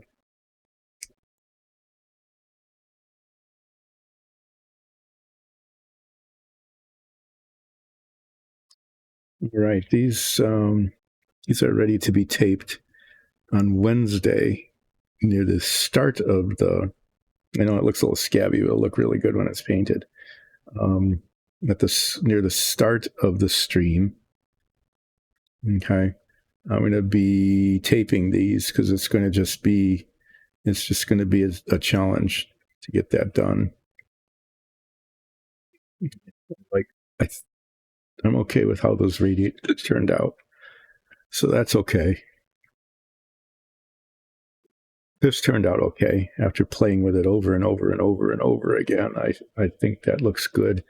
I'm going to put a second coat of the duraluminum on here for the inside, and then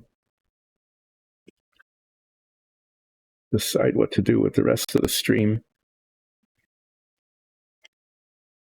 I might start. And there's a couple of things I can do.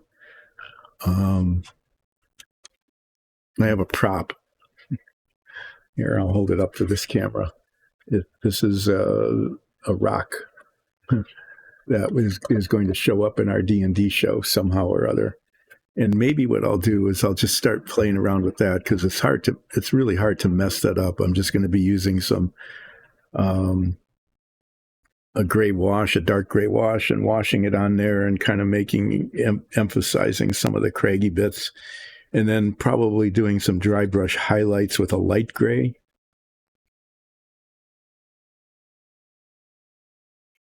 And then they want it speckled, and I practiced speckling on little bits before. by taking, well, I'll show it to you if I get around to it. But this first.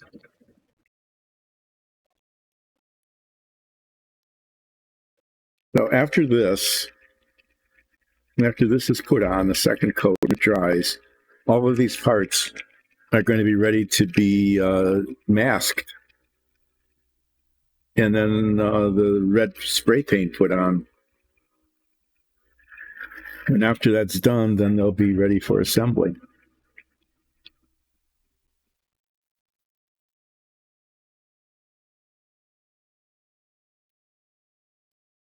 And then, yeah, the whole thing, including the installation of the engine, putting on the exhaust pipes.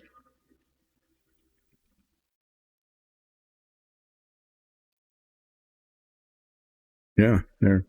So then there will be progress, and then I'm going to move on to, I guess, parts of the fuselage. And oh yeah, I keep forgetting. I keep looking at this. What this says is, if you're going to spray paint all of this, carefully mask everything on the inside so that you don't mess it all up. Okay. But I'm doing it in a different order than this. I'm not spray painting it at the end. I'm spray painting these three bits separately from each other. This will get installed on here, and this won't ever be cemented on. It's just going to sit on it. The color guide here, what they did here is, you can see in this picture that the edge is painted red, but in this picture it's left metallic, so that the spray paint is, and they did that. They, in this particular case, the red is only on the outside, and the edge is left the metallic color. But the issue with that is that, although that's probably more correct in terms, oh my, I have no idea how that paint got all over my hand. That's really an impressive mess. Like in real life, the paint would have only been on the outside and not on the edges, but it's just going to look scabby. I'll show you here. Play with this a little bit again. See how this is like the metal color, like it should be, but when it's put on, okay, you can see the inside of the seam a little bit when it's set on there. And so I think that needs to be painted red.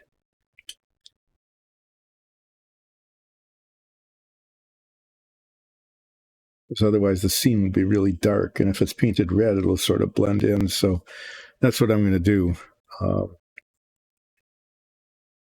I'm going to spend a good deal of time trying to clean that off.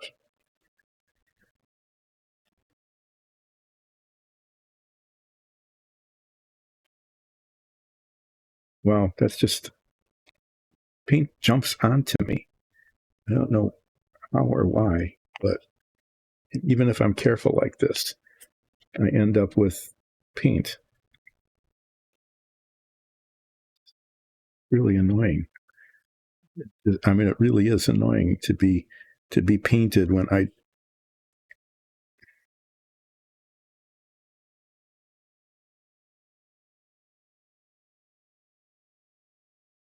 it's the same colors. You can't really see it, but putting a second coat on it just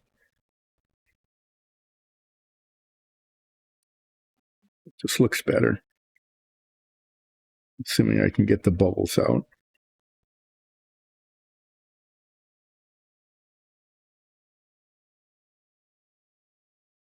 Why did I put so much paint in there?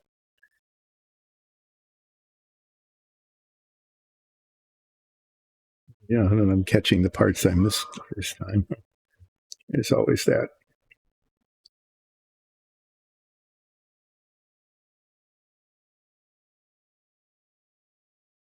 When I mask this, I need to remember to mask the holes.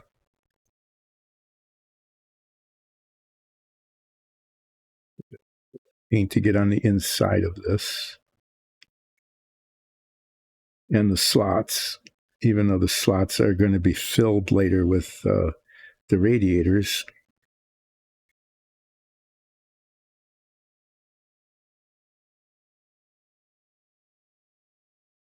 Don't need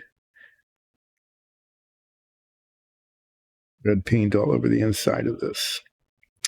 Yeah, the other thing, these are little things that I think make a difference.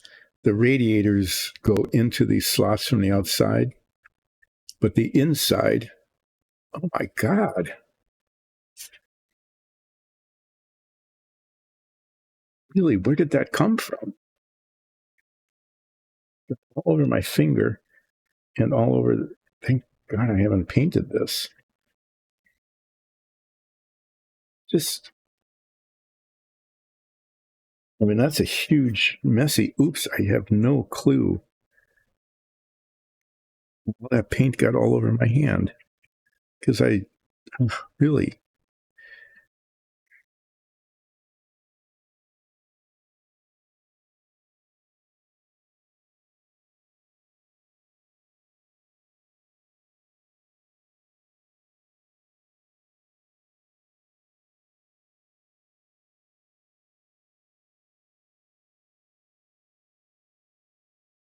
I have no. I don't know. I don't know how that got there. All over everything.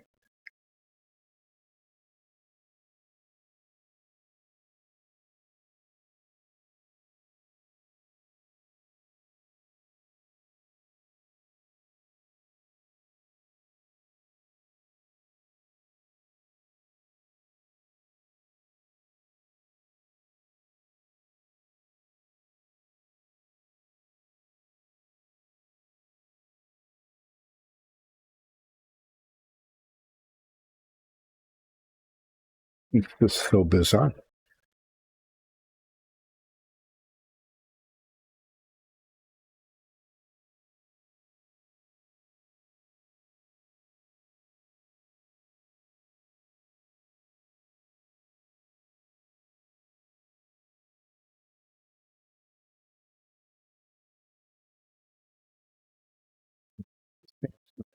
I don't. I hope not. I don't want it to, like leave edges. It's. Holy cow. I really don't know how that happened. That's just weird.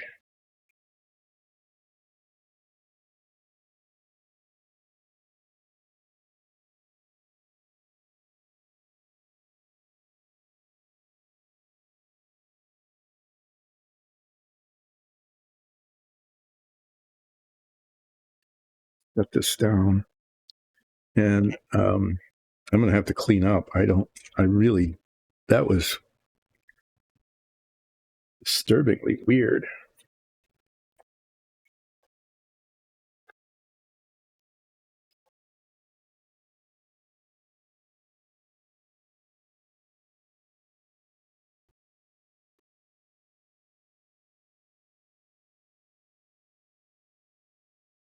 Using some isopropyl alcohol and make sure it comes off.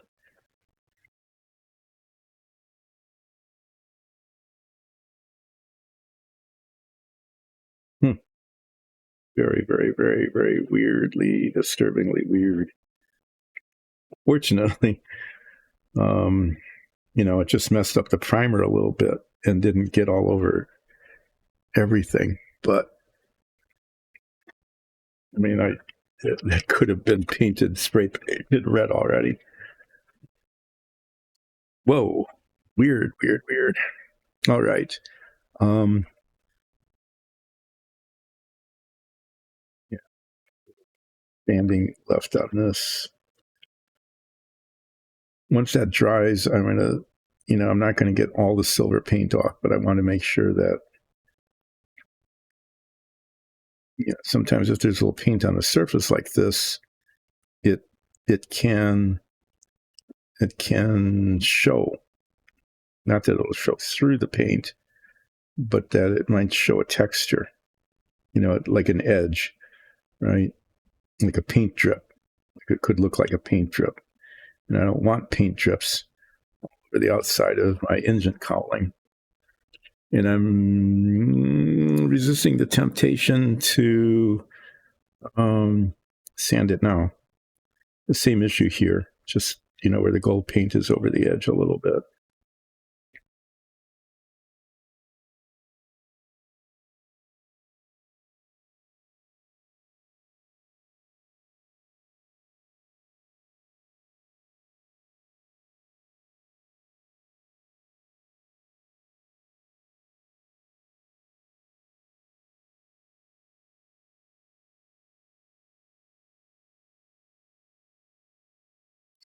Yeah, that has to dry, then it'll be taped.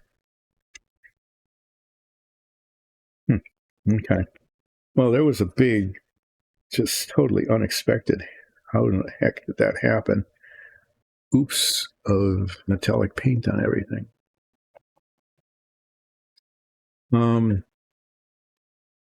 Well, I've got almost an hour left, and I can't really get much else done on this. I have to wait for the paint to dry.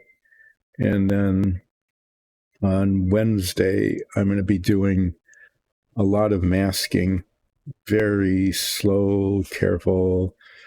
Who knows how it's going to go? Hopefully, okay, masking. And then spray paint it between Wednesday and Friday. And on Friday, I should be able to assemble it. I don't think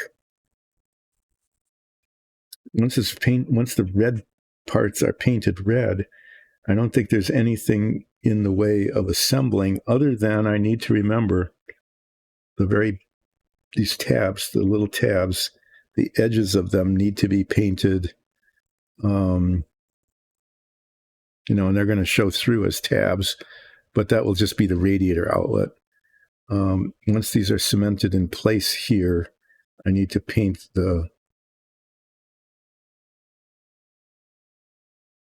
this through aluminum.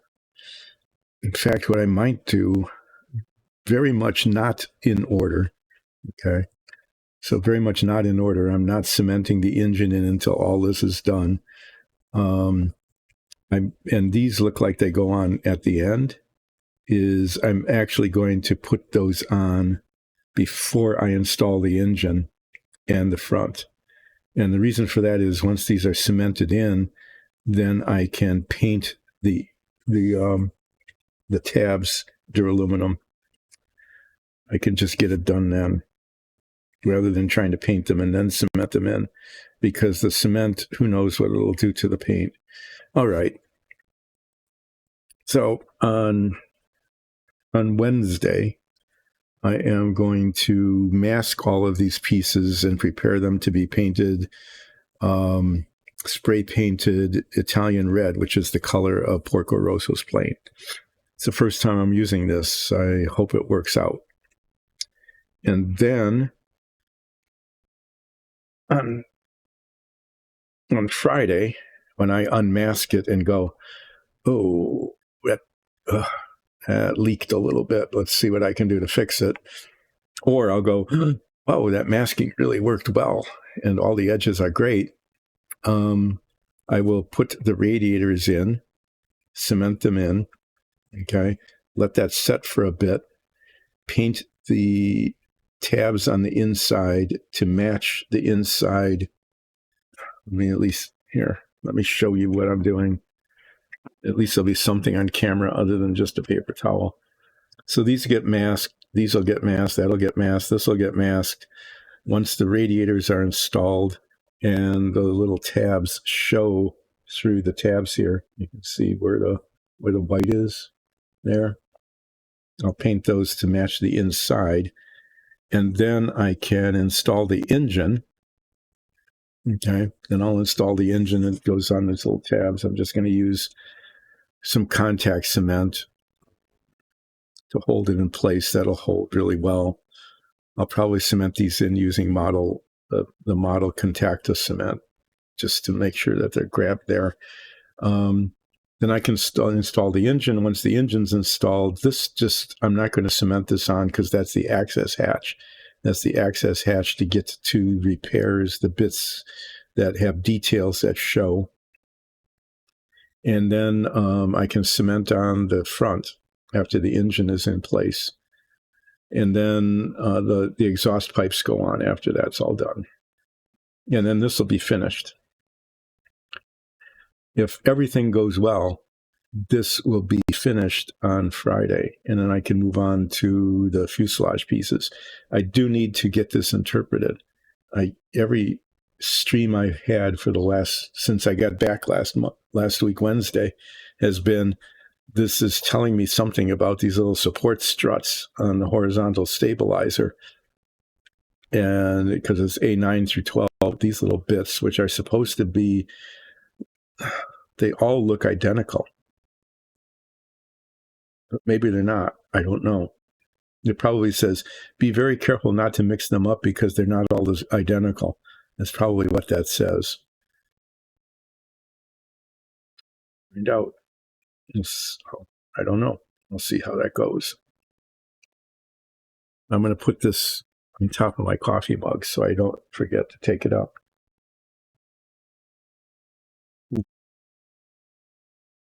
And then I'm going to go upstairs and say, why is that sitting on the top of my coffee mug? And I'll move it, put it aside somewhere. But that's the kind of, that's the plan. That's the plan for Wednesday and on Friday. And in the interim, because there will be periods of time when I'm just waiting for paint to dry or cement to set or something like that, I'm going to work on this giant rock.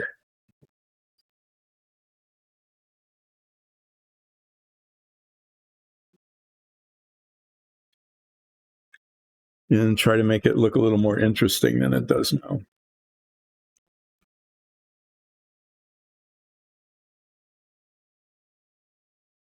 Doesn't look very interesting. But it's the kind of thing that I think I can do without messing up in the last 45 minutes or so of the stream, which is when things usually get messed up. Not that you have seen messed up already. As I managed to get metallic paint all over my fingers, somehow magically managed to do that. I don't know how, but I managed to do it. And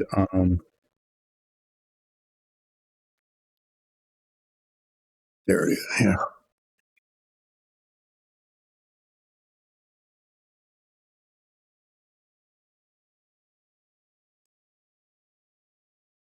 Putting paint away. Believe it or not, I'm keeping my work surface mostly sort of not messed up.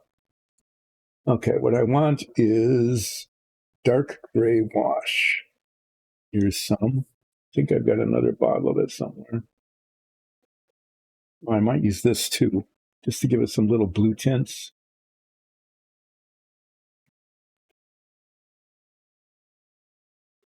Show.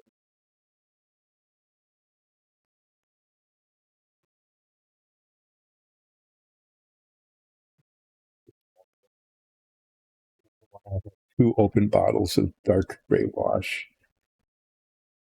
This one's got a thumbprint all over it, so obviously I splattered myself with it, so that's what I'm going to use first.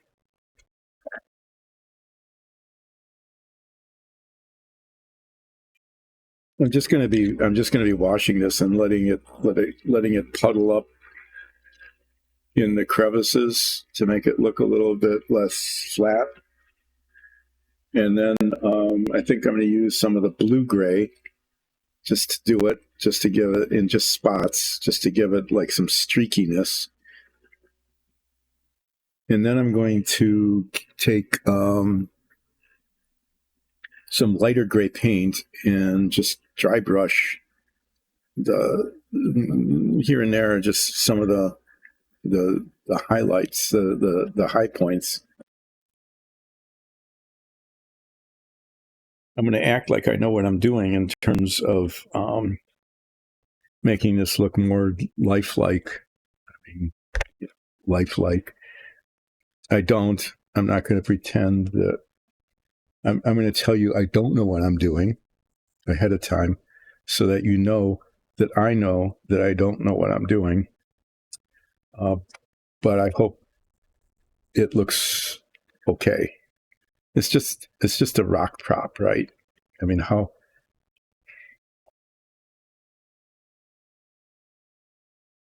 can't mess it up too much, can I? Yeah, I probably can. Yeah, this is making it much darker.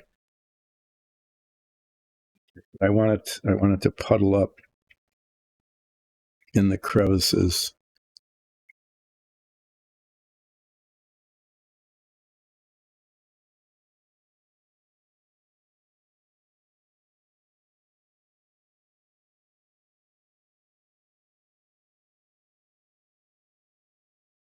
I'll make it lighter again. You know, Nikki, the artist in the family, and the artist in the Dice and Dungeons group. She really is. She's trained as an artist. Has a degree in art history and learned all sorts of art techniques. And is pretty good at it. Things I don't know, and if I did, I couldn't do. It's like layer upon layer upon layer. It's just that's how things end up looking. No, this used a lot of this. That's okay. Well, I got a lot of it.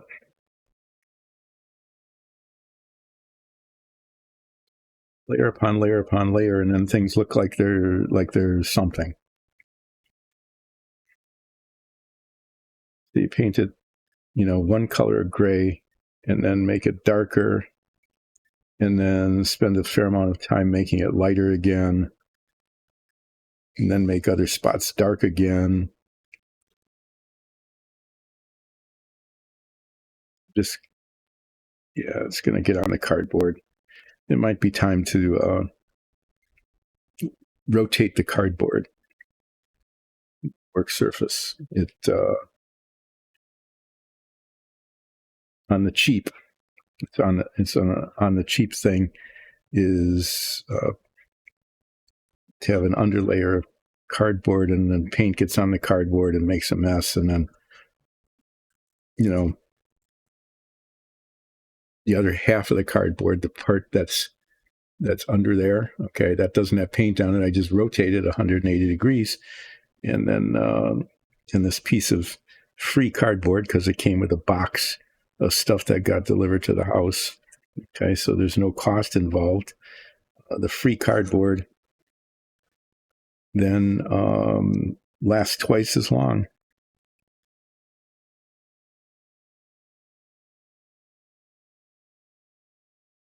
Using a paper towel to open and close this, because it'll spatter all over me otherwise. Or it keeps it from spattering particularly, but maybe. Yeah, so this is making it look pretty dark, but it really kind of has to.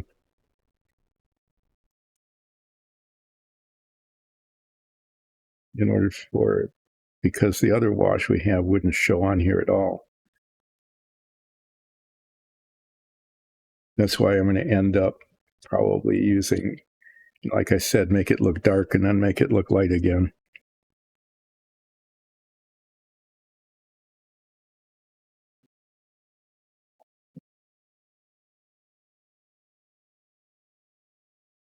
So smooshing this on, and that's all I'm doing is I'm kind of smooshing it on. This is a authentic artistic technique. Huh? It's kind of like my level of artisticness. Artisanal, I can't talk. Once it's 2 hours into the stream, anybody who's watched this for any length of time at all knows that it just becomes less and less coherent. I'm entering the not very terribly coherent at all stage. I'm entering the incoherent stage. At some point, I'll stop making sense altogether. And you will say, how can we tell when that starts? It's just like all the rest of it.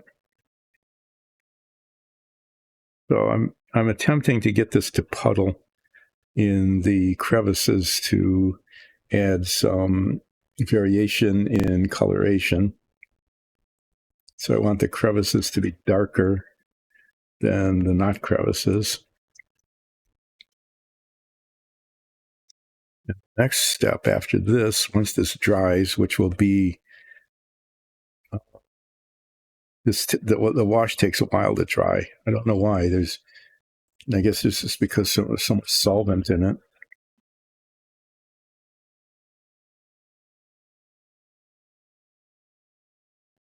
Rotate this again to take a look at the part that I washed already to see if I need more puddling.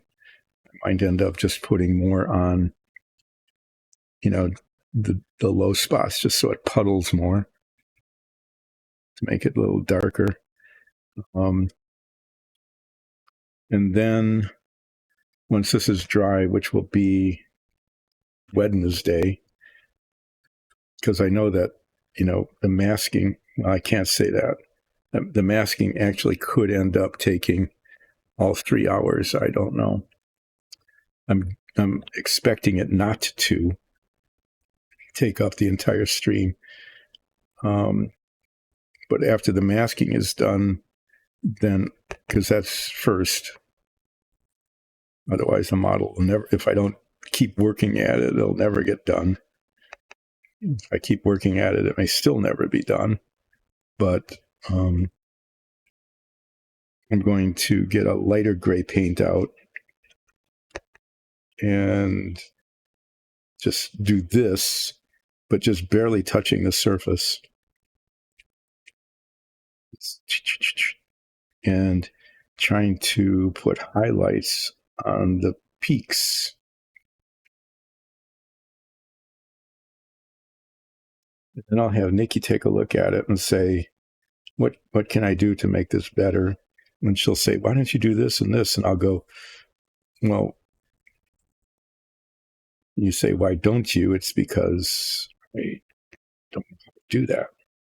She'll just show me and go, oh, that looks beautiful. How did you do that? And she said, well, I just did this. You just do that too. And then I'll try, and it'll look like, I don't know, maybe half as good as hers, but this is just a rock. Okay. It's not an important thing. It's just sort of like,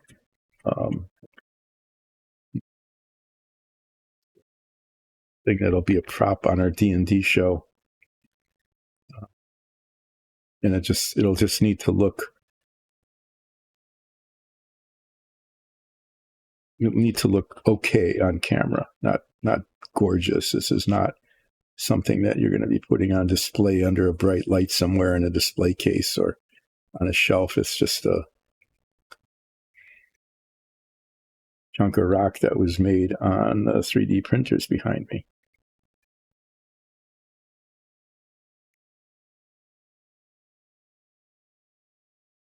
Great. I'm just getting it all over. Something clicked. I didn't like that sound.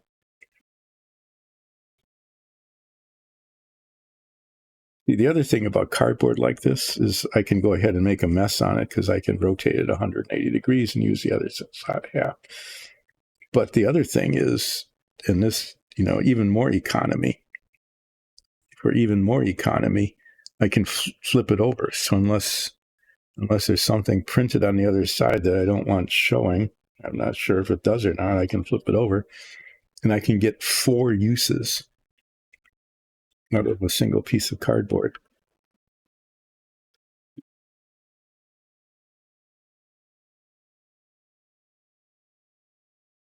Yeah, now this just looks dark. So this is going to look it's probably not going to look all that great until I do the highlights, to be honest. I think I just made, kind of a flat looking gray to a flat-looking darker gray.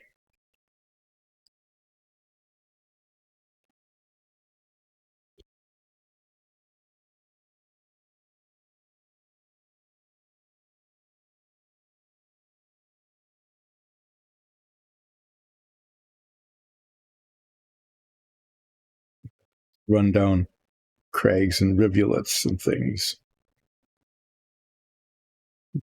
Yeah, this is working okay. I mean, just letting it run down into the cracks. This will get lighter as it dries. It's been my experience anyway, is that it does get lighter as it dries.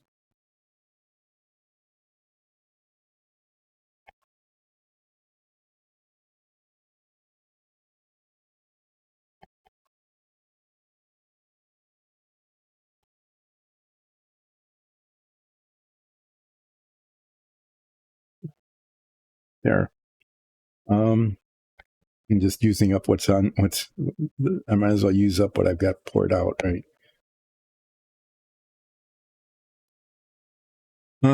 Yeah. So on Wednesday, on an effort to make this look a little more like a rock, as opposed to just a lump of dark gray paint, which is kind of what it looks like now. I'm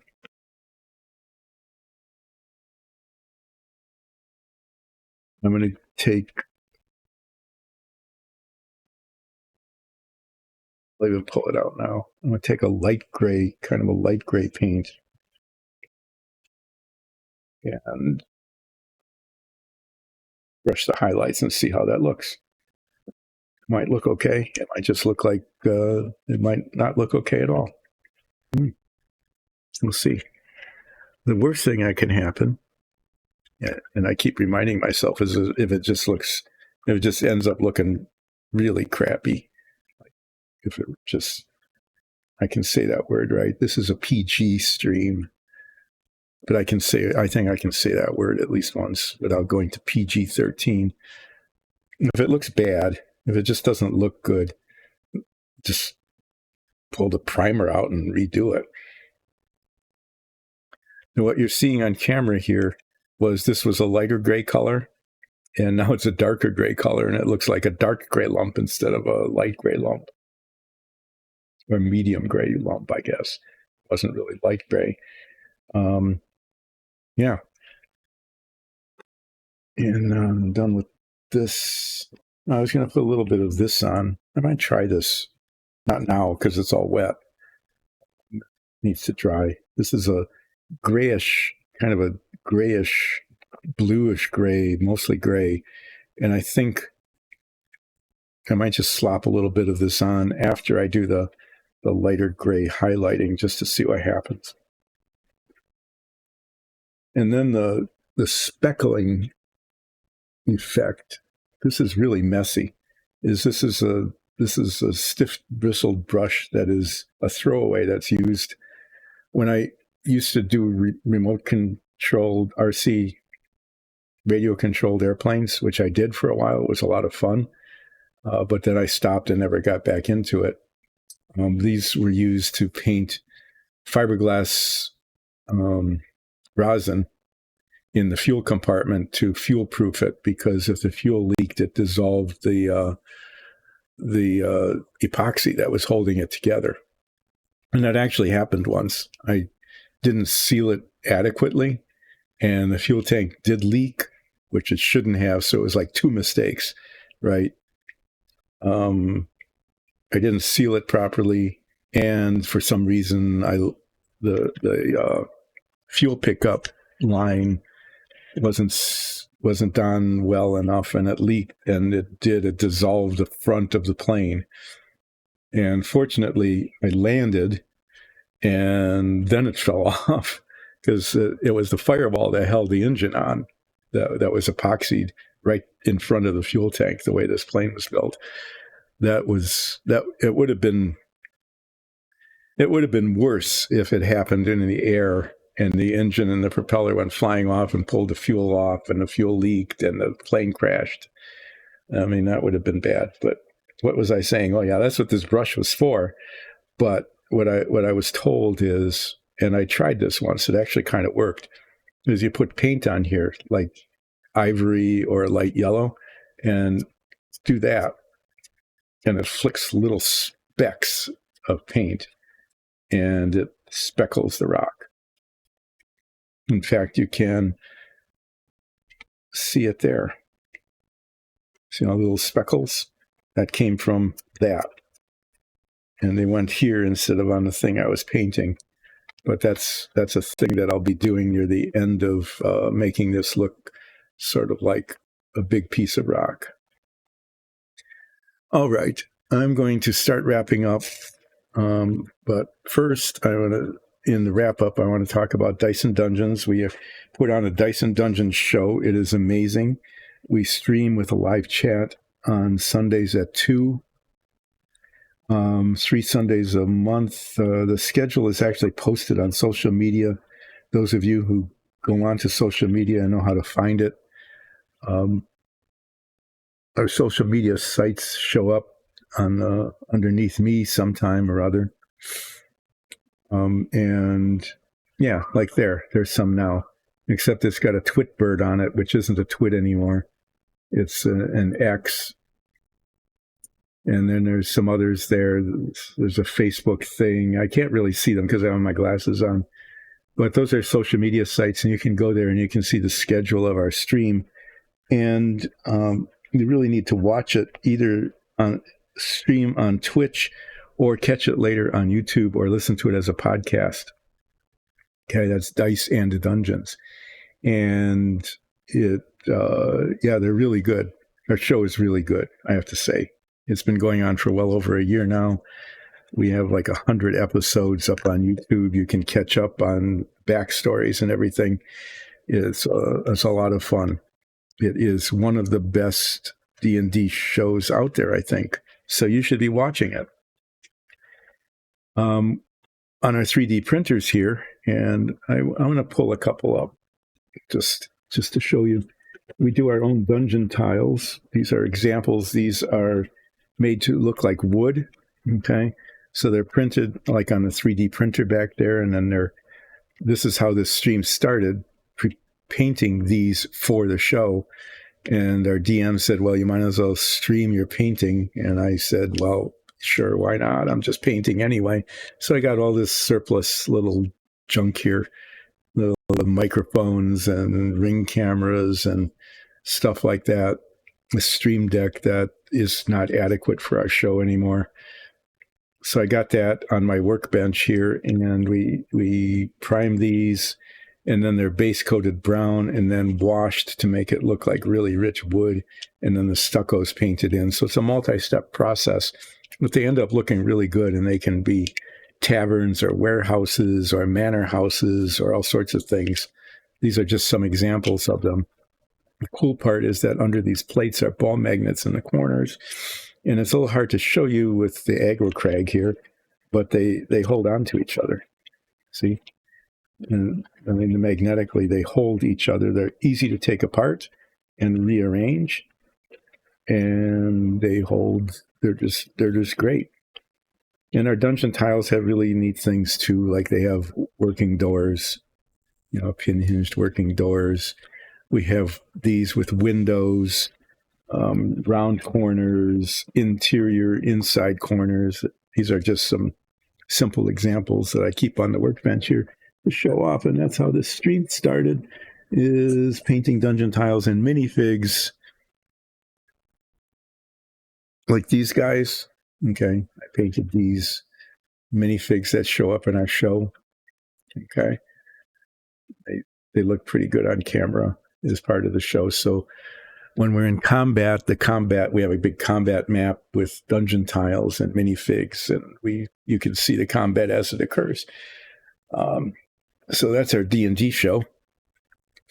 And this will probably show up. I have no idea how or why. I'm pretty sure I did these last week, Friday. I'm pretty sure these will show up. This is a flame wall. can be pretty certain that for some reason our DM is going to want us to run into this, and we'll have to make our way through it somehow. I think these came out okay. We got some nice yellow primer, so the base coat is yellow, and then I just used some orange and some red to make it look kind of flamey. Again, I'm not very artistic, but I think on camera at a distance, at an appropriate distance, they look flamey, they look fiery. That's the kind of thing that this stream was about. But then if there aren't any minifigs or dungeon tiles or flame walls or piles of rock, I started working on models, and it goes back 2 years now. I did a submarine with interior detail that someday I'll pull out and show you, just so that I am not, you don't think I'm lying about it. An Apollo stack that's almost done that I digressed away from for various reasons that I need to finish sometime and show you. And now I'm doing the Savoia S.21. The other thing I have, and I'll show this to you, is my minifig on the show. I play a Furbog fighter. My minifig on the show looks just like this, except it's this big. Okay.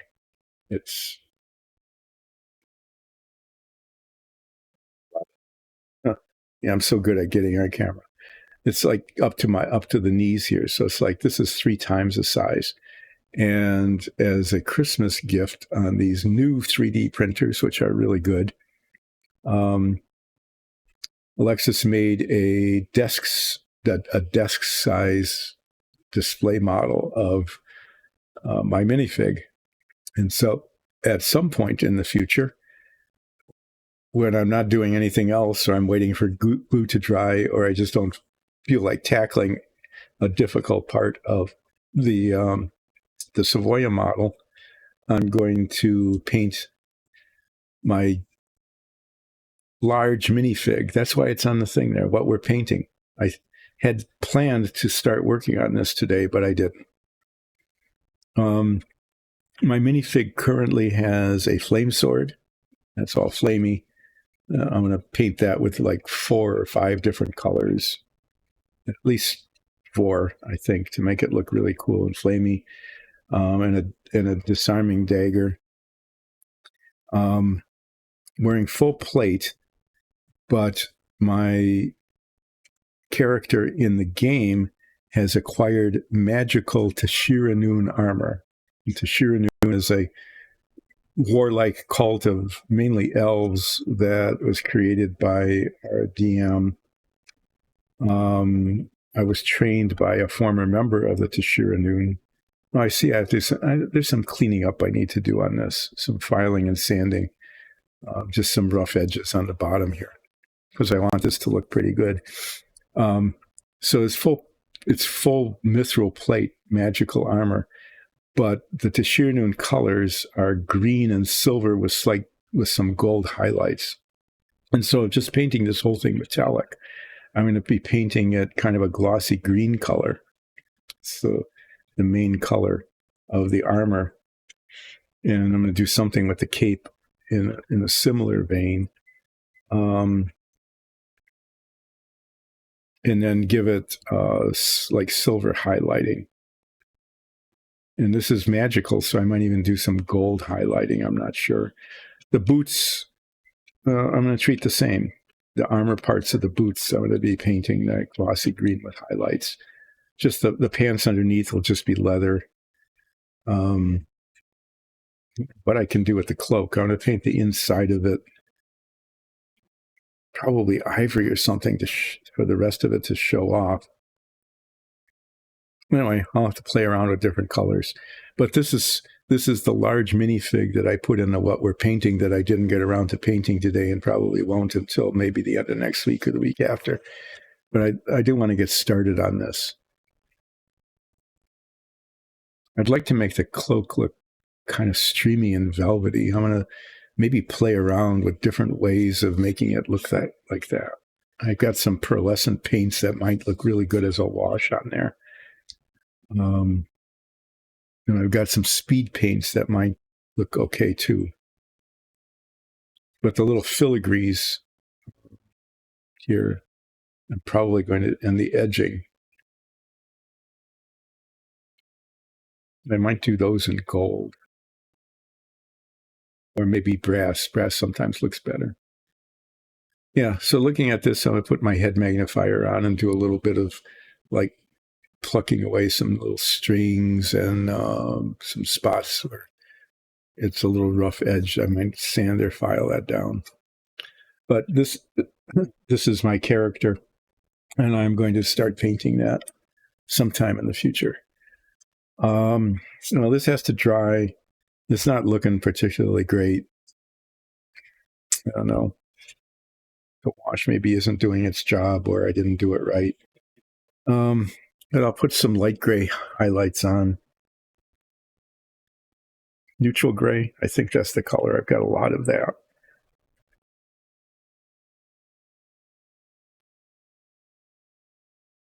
And on the Savoia, it looks like on Wednesday, just okay, there's little parts. I'm going to be masking those so that I can spray paint the red, so that once the red spray paint is on and it looks beautiful, on Friday I should be able to assemble that whole engine compartment sort of thing. I hope it goes together okay and it looks okay when it's done.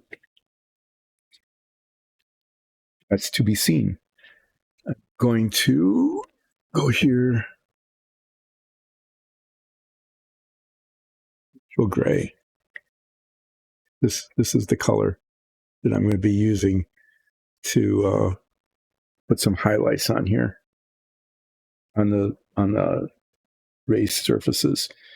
And then after that, I'll have Nicole take a look at it and tell me what could still be done to it to make it look not terrible.